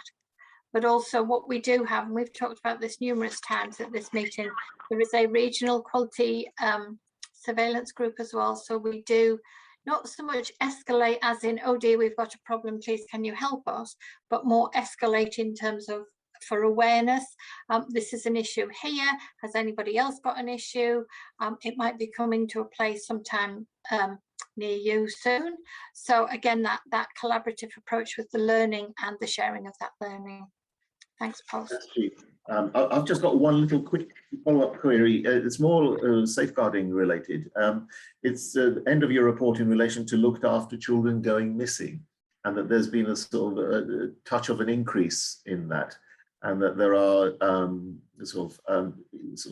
checking with the children later as to the reasons for that. Have we started identifying any themes, and is there anything potentially even relating to pressures on various people as a result of COVID that's emerging on as a something to flag at all? Not necessarily specifically like that. We have across Tees, not necessarily Tees Valley. Across Tees, we have the highest or approaching the highest numbers of looked after children. We also have a number of other quite high profile safeguarding concerns. Obviously, when children go missing, it's very difficult to safeguard them. So they are vulnerable, particularly if they're looked after children. And then, so when they go missing, it doesn't necessarily mean that they're lost. They've gone out and they've got lost. What it means is that they're looked after and somebody doesn't know where they are. Often the local authority are involved and the police are involved. And it's what happens to them when they do go missing. So yes, there's substantial pieces of work around that because of the impact of the vulnerability, the impact of the things that can happen to them or that they engage on that, and then the outcomes for the children and young people, particularly arising from that. That's something that we work very closely with local authority colleagues as well as the police, which probably gives you some indication of the sorts of things that happen. Okay. Just to pick up then, it's not actually in the report, but I did think it might be useful to share with colleagues. So we've talked a lot about the pressures, what the systems are doing, but the regulators haven't eased up at all in terms of their regulatory actions. So I'm sure Alex can talk to, because she's just come back from the Redcar and Cleveland Special Educational Needs and Disabilities review visit. We've got Redcar and Cleveland with their LGA visit. We've had Middlesbrough Children's Services on their improvement journey, and these are all things that increase the pressures but actually do need to be undertaken as well. We've got CHUV colleagues who everybody in governing body is well cited on the CQC work and also the pressures arising from that. South Tees colleagues are preparing for their forthcoming CQC inspection, which will be sometime over the next 6 months. Darlington over the last couple of weeks has had numerous visitors of a regulatory flavour. They've had Ofsted at the end of October. We've had the colleagues from the National Children's Services Review have come to meet a number of the local authority and partners. We've also had colleagues from the National Safeguarding Children panel. This is where serious cases happen. They've been to have discussions with us. And of course, we have the ongoing improvement journey of Cleveland Constabulary. So as a CCG partner, we're actively involved in all of that work to collaborate with those partners on their improvement journey, whilst also maintaining services. Thank you. Okay, thank you, Jean. It's assuring to know that the quality and safety of services is still being monitored despite the pressures everywhere within the system. Right, thank you very much. Now moving on to Jackie, Governance, Assurance and Risk Report. Thank you. Sorry, my mute button was going very odd there. Not a great deal to highlight from the report. I know everybody will have read it, but just to draw governing bodies' attention to the fact that we do have 2 new risks on the risk register. We'd highlighted that we were working on these at the previous meeting, and these are relating to the new objectives that we have one in relation to being an excellent employer, and the other one on the impact of on CCG business as we transition into the ICB. I've only put very brief details in the report itself, but clearly you do have the risk register in full, so you can see a number of the controls and assurances within there. Both of those risks will continue to be monitored by the Executive Committee. And the other thing to highlight a little bit further down the report is a bit about the transition to the ICB. We have previously discussed the work that's underway across the system in relation to the effective close down and ensuring that the ICB readiness to operate can be assured. The key part of that is a due diligence programme of work, and the governing body have discussed that previously. It is being overseen by the Chief Operating Officers group across the system, and for us, obviously we don't have a Chief Operating Officer, but Mark Pickering and Craig Blair sit on that group, so they're involved in that, as are all of the governance leads from the CCG. There's a separate work stream of governance leads, and they're doing a significant amount of work on due diligence as well.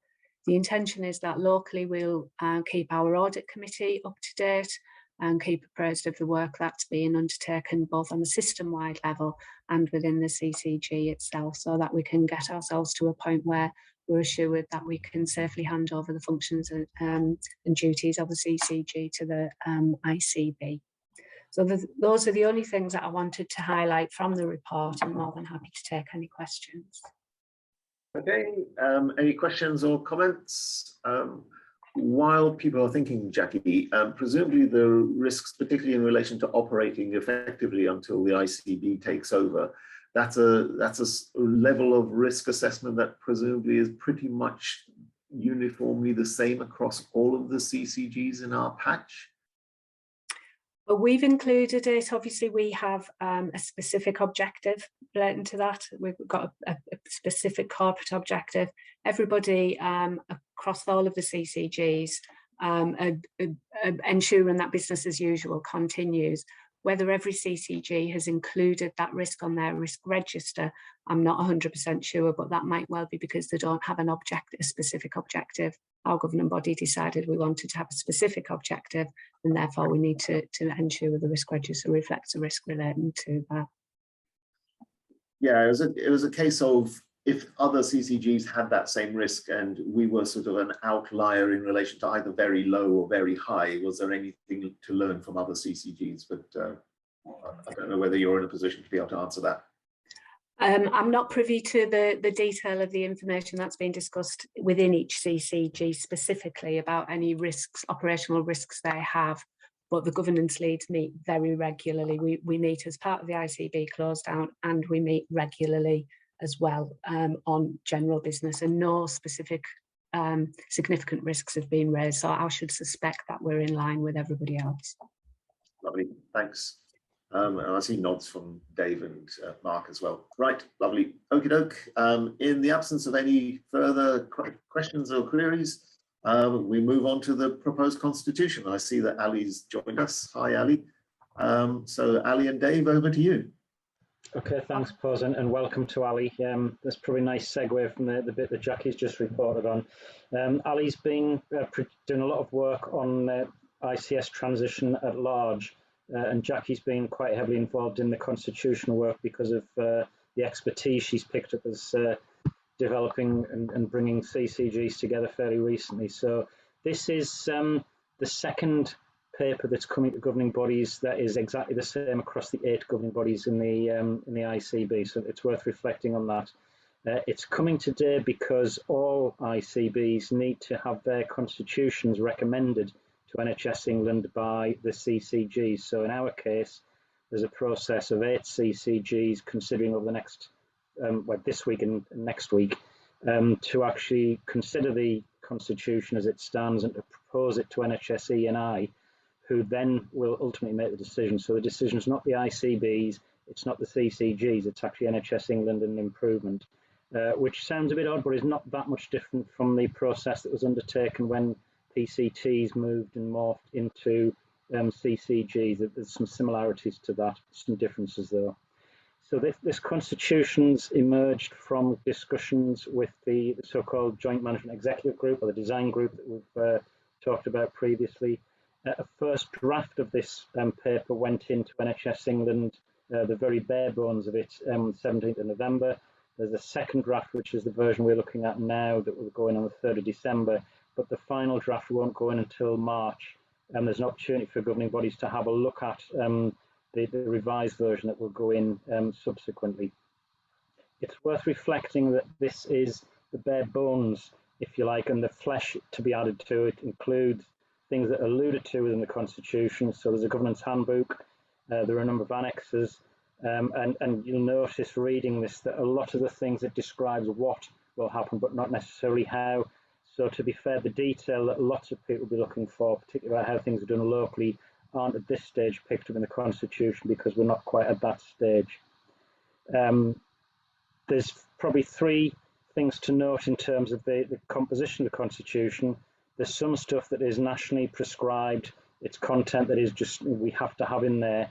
There's quite a bit of content in there that I hope colleagues will recognise because it's very, very similar to CCG constitutions. And then there's the area that we'll probably focus on today if we can, which are the locally determined parts, largely the board composition and some of the eligibility criteria for people on the board. So the board composition is picked up in sections 2 and 3 of the actual constitution itself that we've got before it. It's worth noting that in amongst all of this, that there's a key part to people working on the ICB, that they're not there to represent necessarily their constituents. They're there to provide a representative view from their constituents. So I'll touch on that a little bit later on. 2.1.3 describes the statutory requirements for ICB, so that's applicable to all ICBs. But in conversation and some of the work that Celine Donaldson as chair designate's been working on, it's recognised the complexities largely, but also the scale of our ICB suggests there's need for other parts of the board. So if you read 2.1.3 and 2.1.7 together, it highlights the fact that there are 4 unaffiliated non-exec directors proposed for the board. So they are people who don't have roles in organisations that are part of the ICB necessarily. There are 4 partner members of the board from local authorities, 2 from foundation trusts, and 2 from general practice. And section 3.5 and 3.7 allude to, as we will recognise, the foundation trusts and local authorities that are part of the ICB footprint. It also goes into a little bit of detail about some of the statutory executive posts and lists some additional posts. So they're additional to the chief exec, the medical director, director of nursing, and the director of finance, which includes a chief operating officer, a director for digital and data, a director for transformation improvement, a director for people, and 3 roles there described as directors of commissioning with a detail that needs to be padded out. And indeed, detailed job description is required for that, which Ali might say a little bit about when I'm finished talking. Section 3 talks about the eligibility for people on the board, which is largely similar to CCGs. I don't think there's anything that different from CCGs. The key bit, I think, for a lot of us is that this is a new organisation. That board that I've just described is quite large, to be fair. So there's a distinct need to and a desire to actually review that after a year, just to make sure that it's not too unwieldy. I suppose equally it might be to make sure it's not too small, but that's a built-in part of the Constitution. It's worth recognising as well that, and CCG colleagues will definitely recognise this, in the early days of CCG constitutions, we had a lot of things in the Constitution itself, including terms of reference, membership of various committees and what have you, that to change the detail and that you had to then go back to NHS England and improvement to have changed. So again, of necessity and from learning from CCGs, there are a number of things that I mentioned earlier that will come later on that are deliberately not in the Constitution because of the technical term is the faff of actually getting things changed, just like membership of committees. So that, there's I think a really good reason for doing that. But that's probably a synopsis of the paper. There's lots of detail in there. It's to a lot of us is probably not the most exciting of topics in some respects, But Ali, I don't know if you want to add anything before we open it up to comments and questions, please. Thanks, Dave, and good afternoon, everybody, and apologies for my somewhat kind of dark background at the moment. I'm sitting in a darkening house at the minute with a small light on, so apologies for that. No, I think you've actually covered it, Dave. I think probably the one thing that I would say, and I think you've made the point anyways, that the purpose of today really is to get you to propose this for submission to the to NHS England. There's a real recognition that actually the legislation is still going through, and so there may well be some tweaks that are required from a national perspective, which could you know, change to an extent some of the nature of what's in the Constitution. But equally, whilst this is a proposal now from Liam, having undertaken a significant amount of engagement with system partners, including CCGs via the accountable officers, that, you know, it is his considered view and has been accepted by them as a reasonable way forward. But I think that he is always keen to hear comments, suggestions, concerns that particularly from people like yourselves who have got the lived experience, if you like, so that those can be taken into consideration as we go forward. There will be a bit of an iteration. It'd be really good if we could get the Constitution you know, completed, signed off, and we can forget about it and get on with the rest of the work. Jackie talked about the risks of continuing business as usual while all this is happening. Indeed, it's a very small team who are trying to you know, facilitate. I must say that there's a lot of CCG members involved in work streams, etc. But there's a small team trying to facilitate progress on all of this, and it would be good if we can get this bit boxed off as soon as we can. But your comments and views and thoughts will be very much appreciated, certainly. I mentioned that at another governing body meeting, and they said, oh, so if we give you those, will you change the Constitution? I'm afraid I'm not able to guarantee that, because at the end of the day, there are 8 CCGs, and as you know, there'll be some different perspectives from each. So I think we've got a small window of opportunity once all of these governing body meetings are done, for Liam to reflect a little bit on the feedback and to think about whether there are some tweaks that we need to make to this, so that it goes in the best state that we can get it in at this point in time. So that will be the only other thing to add, but more than happy to answer any specific questions as well as I can that people have. Okay, thanks, Ali.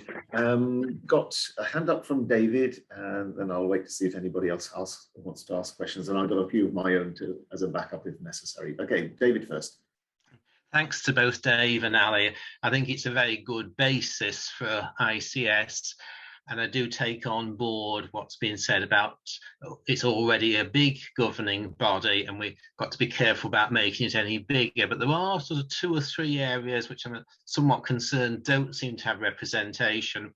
The first is public health. As moving forward, if we are going to improve the health of the nation and the health specifically for us of the North East, we do need a strong public health voice. I'm aware that local authorities always have directors of public health, but whether they'll be on the ICB or not as members, I don't know. Directors of public health, foundation trusts, and of course general practice, everyone recognises the importance of public health. But I would suggest that it would be very positive to have at least one designated voice to help to prioritise things, be it good diet moving forward, avoidance of obesity, further work on alcohol excess, etc. So that's the first thing. Then 2 representatives for foundation trusts. One would be mental health, one would presumably be acute trusts. Ambulance trusts are so important, and it'd be nice, although they would be probably represented by the acute trust representative, just to consider a voice for that. And then the third one I was thinking about in the national news, again, the whole issue of manpower, as we were talking recently about maternity services, knowing what the pressures are for training and sort of manpower planning for the future. And then I think there is other detail which will need to be added probably later, such as committees and subcommittees for quality, primary care, commissioning, etc. So those were just the points that I would like to make. and it'd be good just to be able to flag those so that people could consider those as this is finalised. Thank you. Thanks, David. Would you like me to respond to that, Pos? Yeah, please. If we do it person by person, that's probably best to chunk it up rather than a huge lot for you to go through, Ali. Yep. Yeah, if I'll give you my perspective, and then obviously if Dave wants to come in clearly. I think you're right, it is a big governing body. I think Dave mentioned that when he presented the paper, and what we've done around that is we have actually checked that out both with the regional office and indeed by neighbouring, in fact nationally, other ICBs. We are a bit bigger than others, but then we are the biggest ICB in the country, so I think we've got a good reason for that. The choice of the different groups has been very much based on the fact that we do have a kind of complex arrangement of organisations and a large geography. However, you've used the word representative quite a lot, and I think the key issue on this board is to be aware that it's a unitary board, and although partners are requested and have to be part of the board, and indeed we have increased them because the de minimis was one from each local authority, foundation, trust and primary care. We have increased those to be able to give their kind of professional views and expertise, if you like, into the board, so that can help the decision making and make sure that there's a diverse set of views. However, they don't come as a representative of any organisation or any particular kind of faction, if you like, within the NHS, and that's really, really clear. There is a statement, and Jackie probably knows exactly where it is in the document, but it's important that we're aware this is a unitary body and people are making decisions on behalf of the whole population, as you can imagine. So that's one thing to say. In relation to public health, we have thought about this quite a lot, and as you can imagine, it's very close to Salim's heart anyway, given that that's his background. But what we are expecting, we've suggested, like there's going to be, or agreed there'll be 4 local authority representatives, and the expectation is that they will, as well as they can, try and provide from different professional groups. So, for example, perhaps adult social care, children's social care, and public health is one of those that we're particularly keen to see in one of those local authority posts, if you like, member arrangements.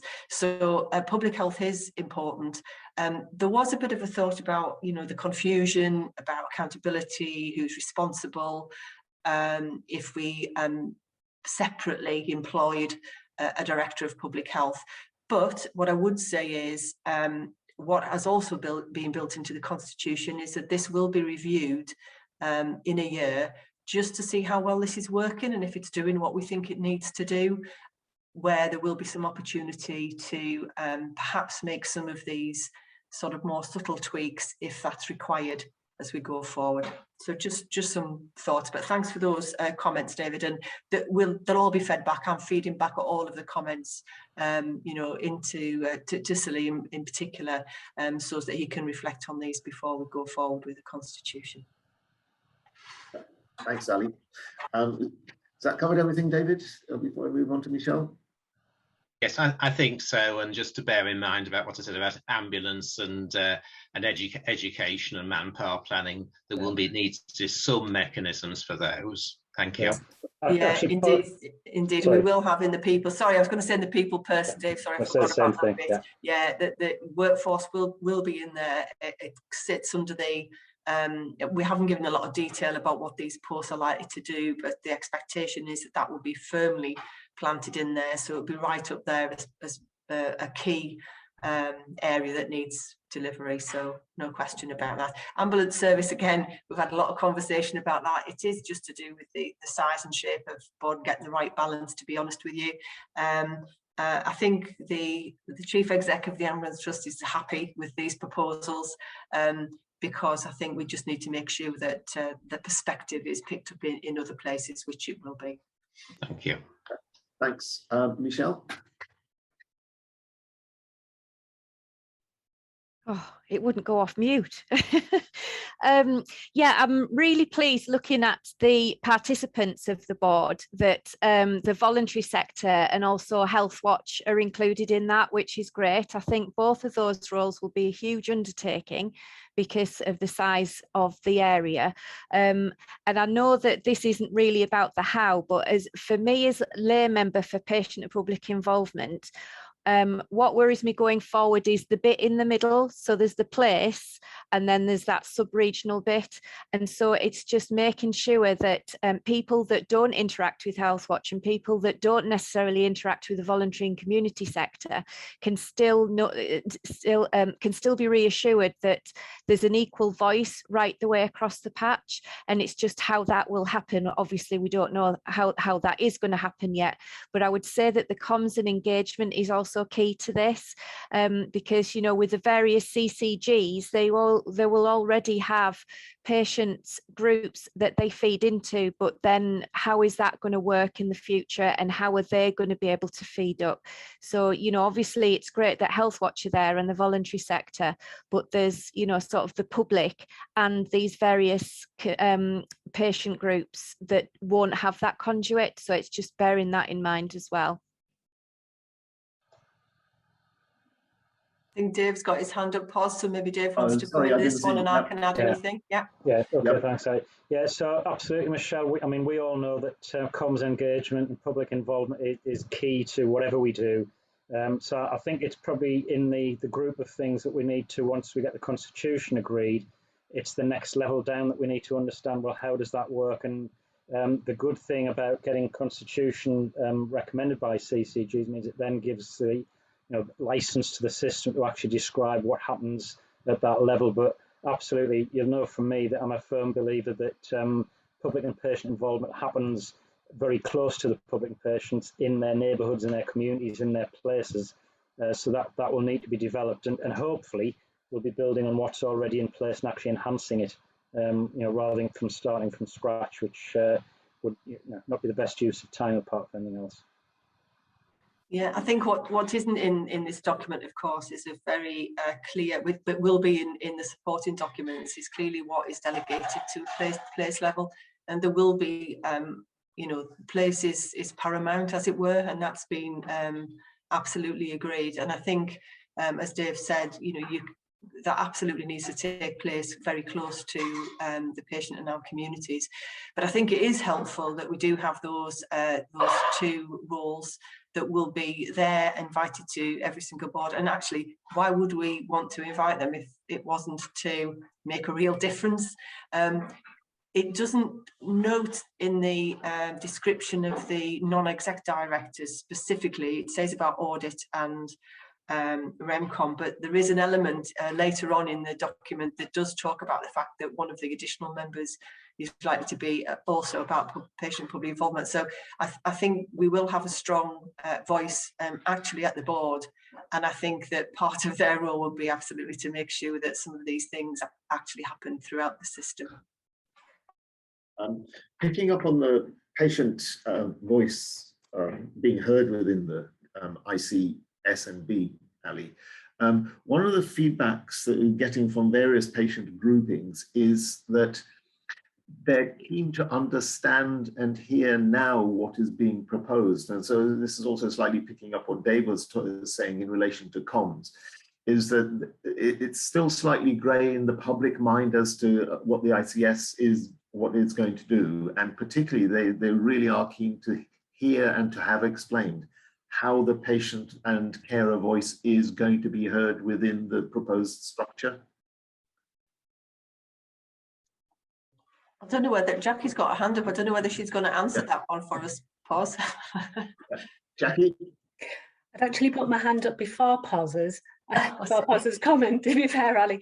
But what I was going to say, which might answer it partly, is that there is a dedicated comms and engagement work stream as part of the planning for the ICB, and that's headed up by Mary Bewley, and she is linking in with all CCGs currently. She's going around them to understand what arrangements there are currently locally, and the information I've had from, I'm not involved in that work stream, is that there is no intention to completely unpick what is currently at place level.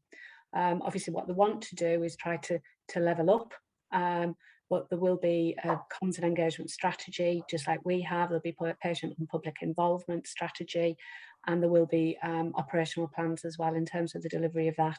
I don't think it's a long way down the road, but they are certainly trying to understand what is happening at place at the moment. Yeah. Pos, I don't know whether this is also responding to your question specifically, but it's interesting because I've been having some conversations with one or two chairs who've been saying, you know, when, you know, we have lay members, for example, who are, you know, doing particular pieces of work, you know, it's not just formal committees of our governing bodies, and many of which are kind of patient focused, patient centered, and working with communities, etc., as we know happens in the CCG. And I think that I've actually asked that person who raised it with me to reflect a little bit on their own organisation around that, as a kind of a picture for what that might look like across the piece. And it may well be that as we get through this bit, we've got a few things that we need to get done urgently at the moment, but before we get to April, we have a really good picture of what that looks like, including the work that Mary's doing, and that we can think very tactically really about how we actually make sure that we don't lose something very significant as a consequence of this. And that is always the danger of a change, unfortunately. But it's not just about losing you know, key sort of employed staff per se. It's about losing the expertise of the people we actually already have in our organisations, perhaps working in lay roles, etc. So I think it's there, it's on our minds, and it's definitely something we need to do more work on before we get to April. Thanks. Anybody else queries or questions? In the absence of anybody else, there were a couple of other queries raised before we actually started this meeting. So one of the things that was flagged is that CCGs presently have got a pretty robust method of handling conflicts of interest, in that, you know, if there's something being discussed within the CCG area, then we can pull in people from neighbouring CCGs or further away CCGs. So is there anything particular that you want to flag in relation to how conflicts of interest might be handled within the ICS-ICB scenario?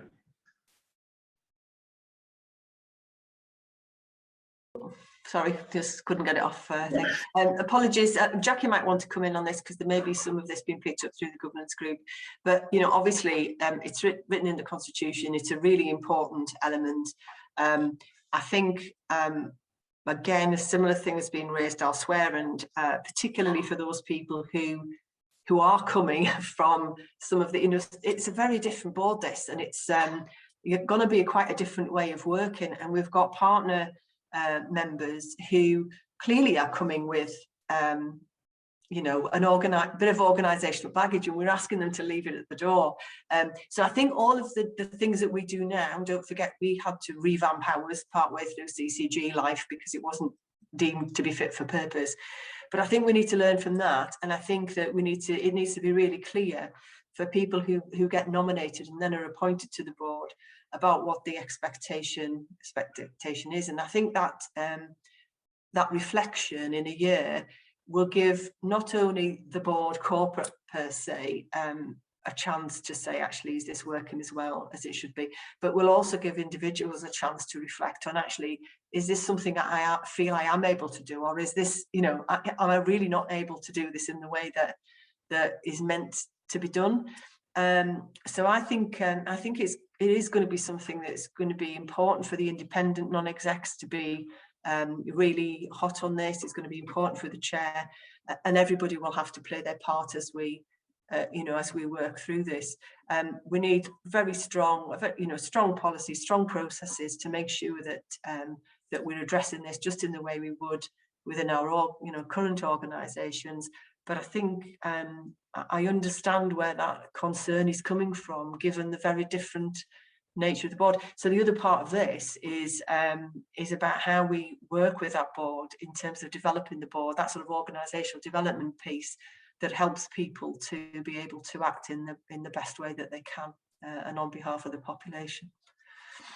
Okay, thanks. And last observation, Ali, was that certainly we work on the basis that we discuss and hold everything that we possibly can in public manner for our meetings, and only have the bare minimum that we absolutely have to, either because of personally identifiable matters or very commercially sensitive stuff is in committee. Presumably the similar sort of approach is going to be taken by the ICB, just for your comments on that. Thanks. Yeah, I mean, I would say absolutely, Paz. I think there's no, there could be no reason why anybody would want to have a different approach. I think it's even more important, given the sort of size and complexity of the ICB and the potential for people feeling that the ICB is somewhere up there out of the way, if you like. So it's going to be really important that that we have really good engagement, communication, that things are made available through the website, and indeed that our formal decision-making arrangements are open, very open and transparent. Absolutely, things will take place in the public domain, and I think the ICB will be held to account on that basis, and absolutely should be. So yeah, Dave's got his hand up, so he might have another. Absolutely, yeah. Yeah, and you'd expect me to say this. I think that's very much the expectation, and to take it further a bit, given the size of the patch and given what CCGs used to do before we got into COVID and had to do things via Zoom and what have you. I think there's probably an expectation, in fact, a desire for the board meeting to actually move around different parts of the North East and North Cumbria, which would help with that public accountability that Ali's described. Right, thanks, Dave and Ali. So before we go on to confirm that we'd like to propose a constitution, anything that you'd like to finally sort of say in wrapping up before we proceed, Ali or Dave? Don't think so, Paz. Dave did mention about, I might say something about kind of job descriptions or stuff like that. Only to say that, things are being progressed as quickly as we possibly can. It's been very difficult in that NHSEI seem to want to oversee, if I can put it in the mildest possible way, but actually doesn't feel it like when you're on the other end, about what we're doing with job descriptions. So they are expecting to see things and sign things off and do, which only adds extra time into the process. So that's a bit tricky. It's also a bit tricky that we've got, we have now at least had the announcement about our chief exec, but the chief exec is somebody who is clearly working in their own trust, and in terms of the amount of time they can spend with us just at this point in time, it is very limited. But we're doing our best to work through those things, because we understand how excruciatingly difficult it must be for staff actually not knowing what that future looks like. It will be a two-stage process, however. We will be looking at how we populate the board first, and then look beyond that, just because of, again, the complexity around some of this work.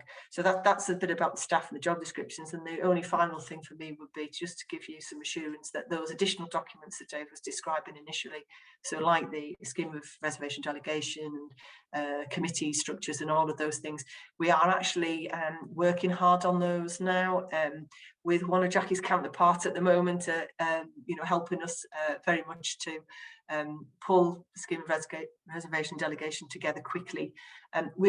We actually have a timescale from an NHS England point of view that those need to be ready by March, but we've set ourselves our own deadline and said we're trying to get that, as much of that completed as possible, by the end of November.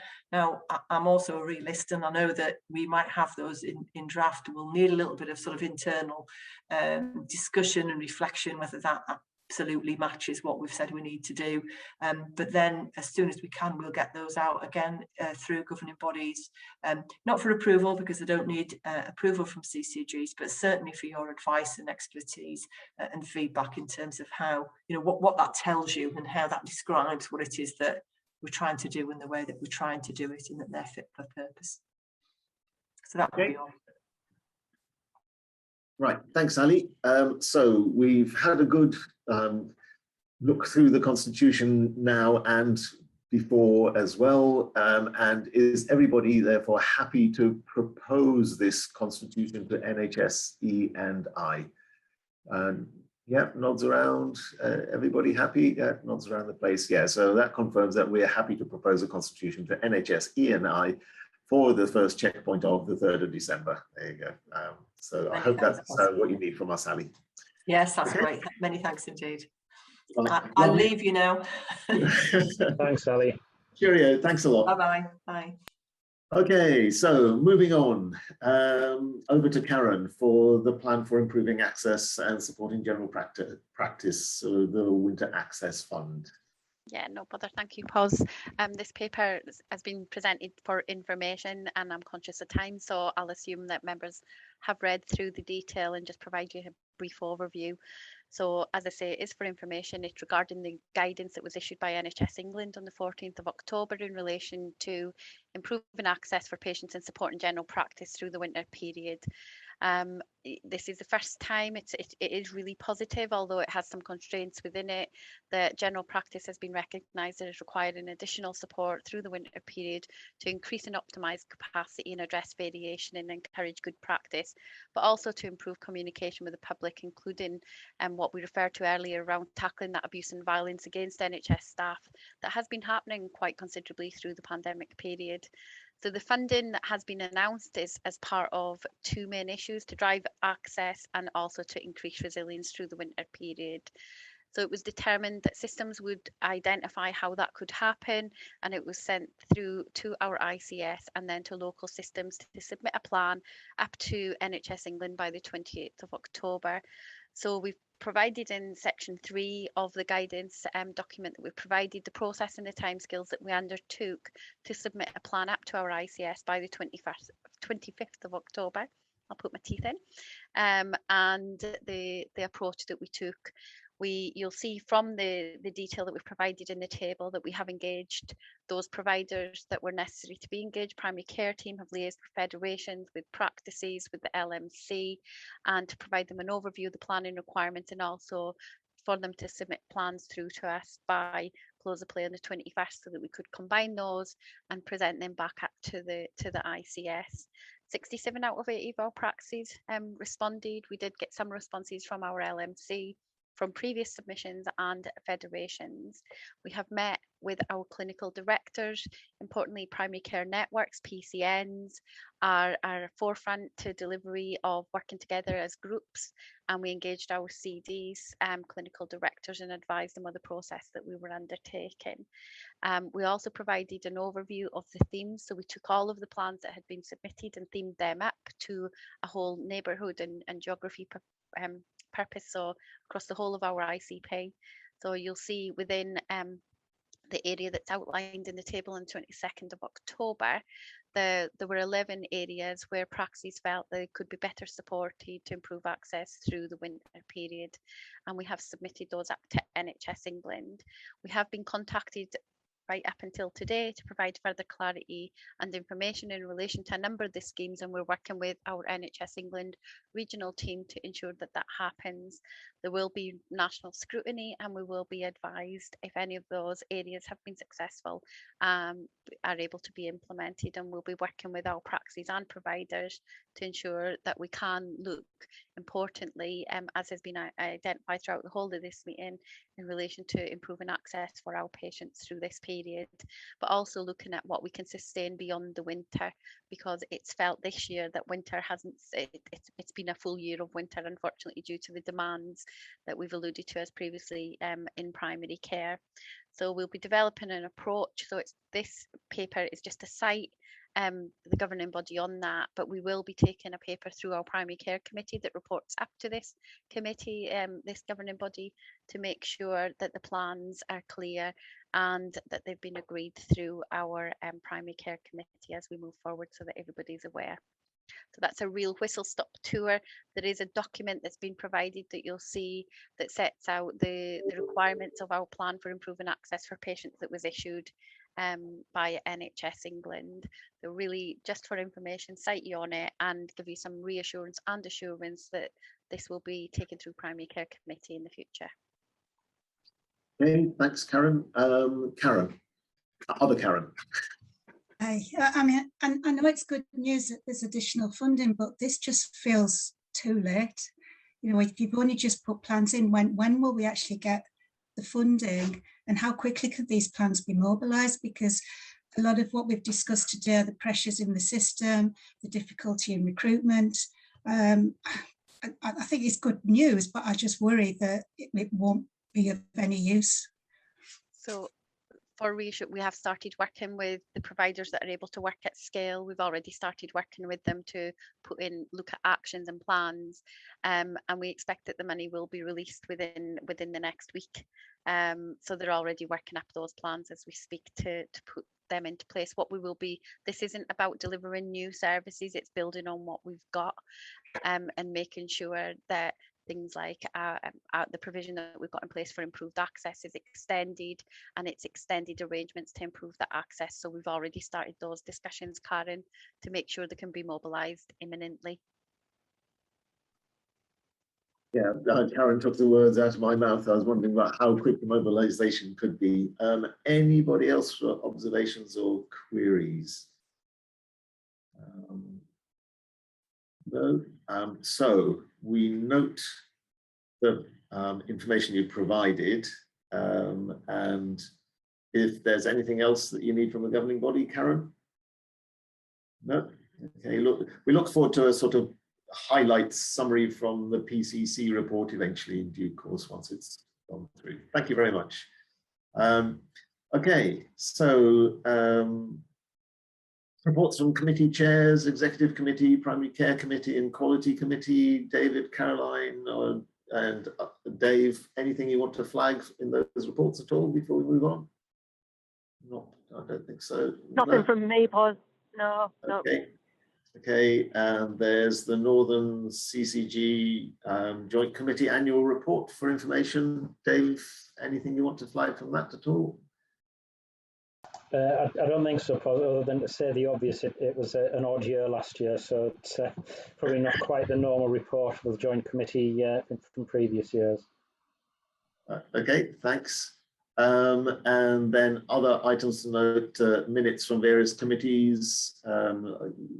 Hold your hands up if you want to ask anything about any of those minutes, sets of minutes, and health and wellbeing boards, minutes, etc. No? Okay, so we come to any other business. David, the issue in relation to COVID booster doses.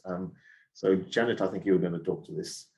Yeah, no, thank you very much, Chair. And sorry for having to leave to take a vaccine-related call, but I'll reference some of the positive news that I've just heard about, which is a good thing to raise.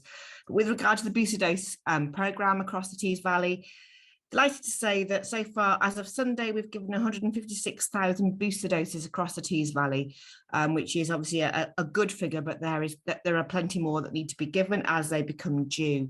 Just a reminder that booster doses are to be given to those patients who become eligible at least 6 months after their second dose.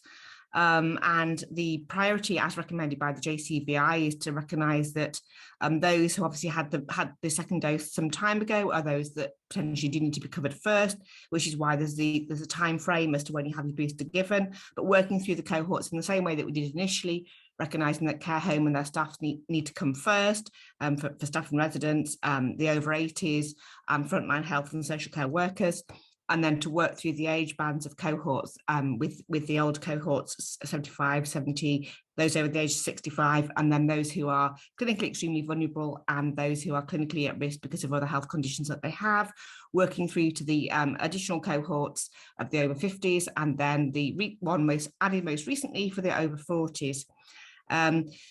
The booster offer is very much alongside the evergreen offer, which means that it's never too late for anybody to get their first or second dose if they have not yet come forward to do so. It is never too late. Recognising as well that there are third doses for those patients who are immunocompromised, and those patients have been contacted directly by their GP and or their hospital consultant to make sure that they are aware that they are eligible and know how they are able to go ahead and make their appointment.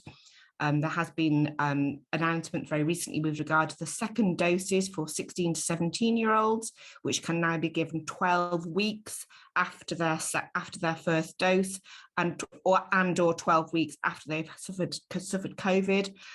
Also, the healthy vaccination program the vaccination program for the 12 to 15-year-old healthy individuals that's been carried out by the School of Age Vaccination Service as we speak. And they are also now able to offer access a secondary offer, and they can they can have their vaccine given at a vaccination centre, or certain community pharmacies that are able to provide this for the 12 to 15-year-olds. Sneaking back to boosters, if we may, because I know that one of the points that David was very keen for us to cover was with regard to how we get boosters for those patients who are housebound. Boosters are currently being delivered in vaccination centres. They are being delivered in PCN sites, in community pharmacy, and a variety of walk-ins and pop-ups. But obviously that doesn't support our individuals who are cared for at home and just aren't able to leave that home setting.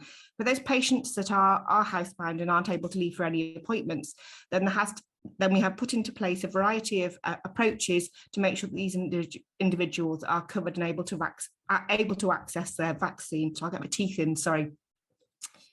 There's been a difference of approach across the patch. We know that in East Cleveland, they are accessing support from our hospital hub staff from South Tees, supporting that cohort in the East Cleveland housebound population.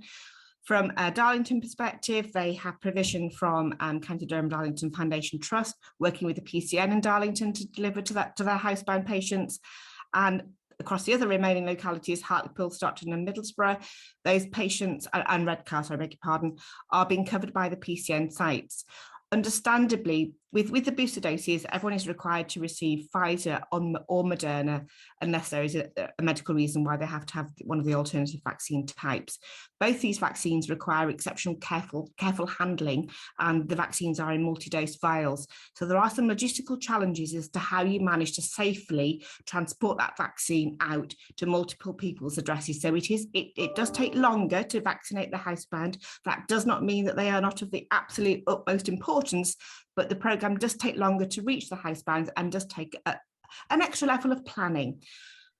Obviously, it's also important to mention that any patient who receives the booster of Pfizer or Moderna, as many of you may already have experienced, you do need to have a period of 15 minutes observation after you've had the vaccine administered to you to make sure that, yes, you're not going to have an adverse reaction to it, which is exceptionally rare. It is an exceptionally rare phenomena, but it can happen. So that's why there is a recommendation that you have the 15-minute observation. And that's just one of the other complexities that means that the delivery to the housebound does take that, just take that great length of time. But I am aware that PCN sites are working through their housebound cohorts, making sure that any individual who's able to access their appointment outside the home should be encouraged to do so. But for those patients that are truly housebound, absolutely working through getting their cohorts covered. The one very positive piece of news with regard to the booster programme that I've just heard from my regional call is that patients sadly are still being admitted to hospital with COVID. However, very recently released data just show that those patients who are now triply vaccinated, the admissions rates are falling significantly amongst our elderly cohorts that are triply vaccinated, suggesting that that booster programme really is being effective and is preventing those older patients who've been triply vaccinated requiring a hospital admission, which obviously is the news that we needed to know that, because I know there have been concerns about when your immunity is waning, will the booster dose, be effective? Well, yes, clearly it is, because it's very good news that the triply vaccinated figures are exceptionally small with regard to any hospital admission, which is really good to note. Okay, thank you, Janet. David, any follow-up questions for Janet at all? No, I think it's good, and I think we're all aware of the challenges, particularly for the housebound, but it's good that progress is being made. So thanks for that answer.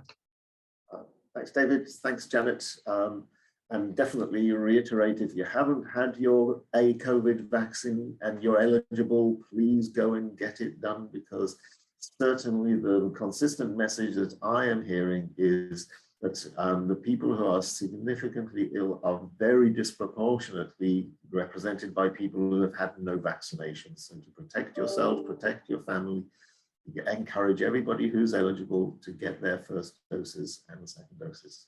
Janet, you've got your hand up. Anything to add?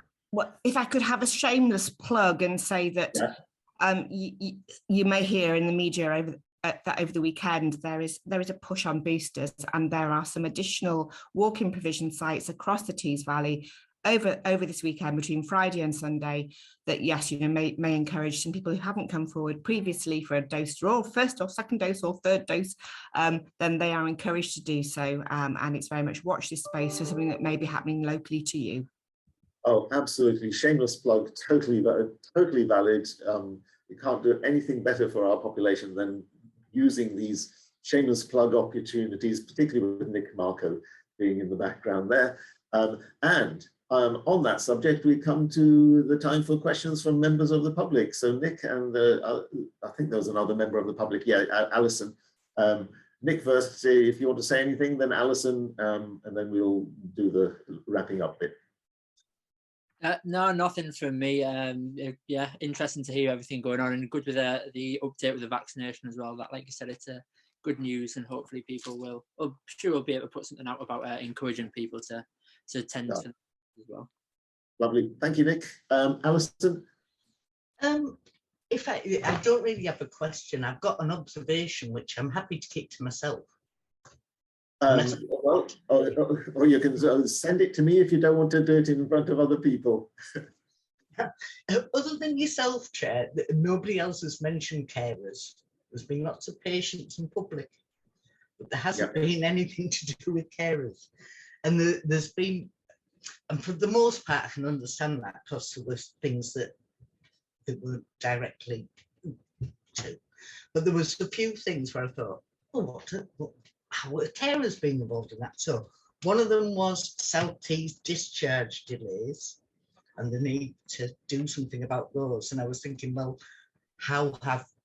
and you know, it might well be that there have been, but how have they carers been engaged in that? Because often people will be going back to their carer or to a house where their carer comes, unpaid carer comes to see them. The other thing was the whole discussion about patient and public engagement, and how some slight concern that carers are just being sort of amassed into public.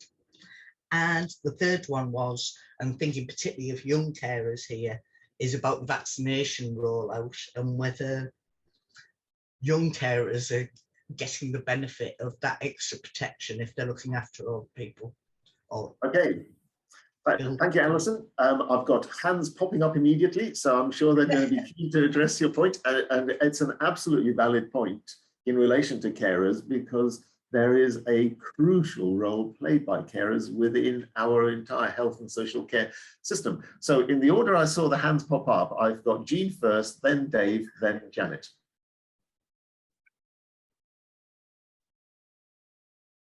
Thanks, Boz, and thanks for Alison for making that point, because I think it's very good to have that pointed out every now and again.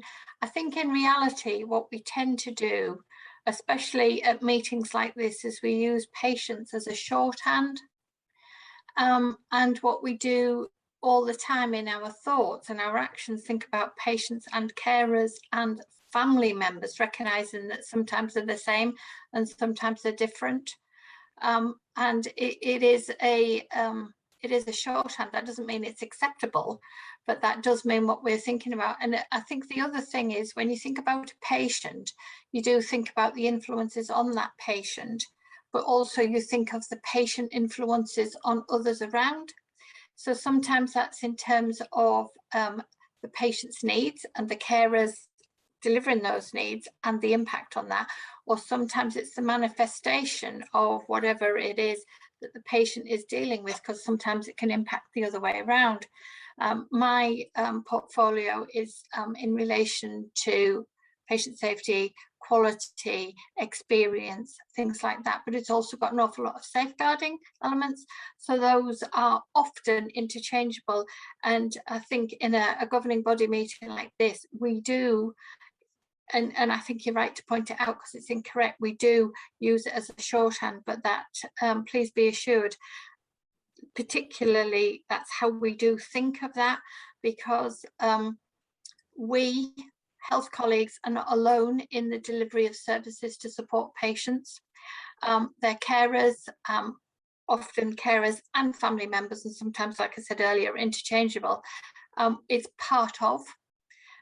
If you came to different meetings, and you would of course be welcome, you would hear a lot more about our carer strategy, how we engage with, work with, listen to, consult with, and that's on we are Tees Valley, but we've also got very much of a local focus, because different localities have different issues, different interests, different groups that involve in that. So you would probably, if you were coming more often, you would hear more of that, but absolutely recognise the point that you're making. And I noticed that Janet's got her hand up, and I'm presuming she's probably going to pick up the same thing in terms of vaccination for carers and young carers.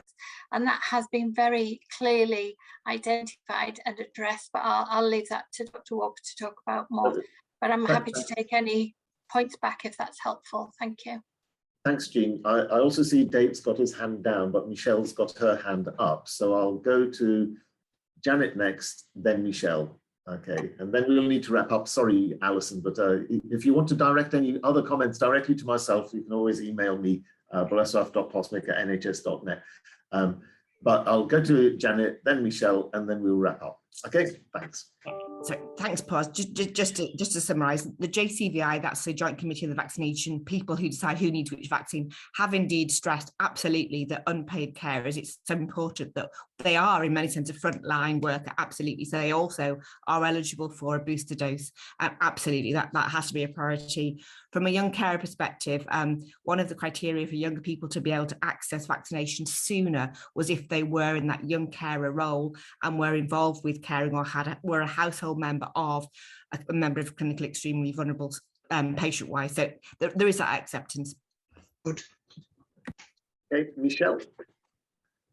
Hi, Alison. It's just to reiterate and also to really reassure you that carers are very, very much talked about. There's a lot of documents and things that I might review as lay member, and if carer isn't mentioned, I will put it in. So it's always there. And absolutely what you said about discharge as well, it is about, you know, sort of that who's at home, who isn't at home. So yes, it's very much there. So it's just to reassure you. Thank you. Okay, Alison, I hope that's given you assurance that we do have carers as well at the forefront of what we think and plan and do. Okay, I need to wrap up now, and the last bit on the agenda is consideration of any impact on the risk register. We did discuss this to a degree in the quality and risk item. Anybody have any feelings that we need to tweak or change any of our risk register entries as a result of what we've been discussing? And Jackie, anything you want to add here? No, I can't think of anything specific that needs changing on the risk register. So if everybody's happy with that, I'll draw the meeting to a close. Thank you all very much for your time, and apologies for running half an hour over, but I think we needed that extra little bit of time for discussion and for a break. I did allow you a little break, so have a good rest of the week and the weekend, and see you in our next governing body in January. So if I don't see you in the meantime, I'll reiterate Dave's words and I wish you a very good Christmas. Thank you very much. Thanks. Bye.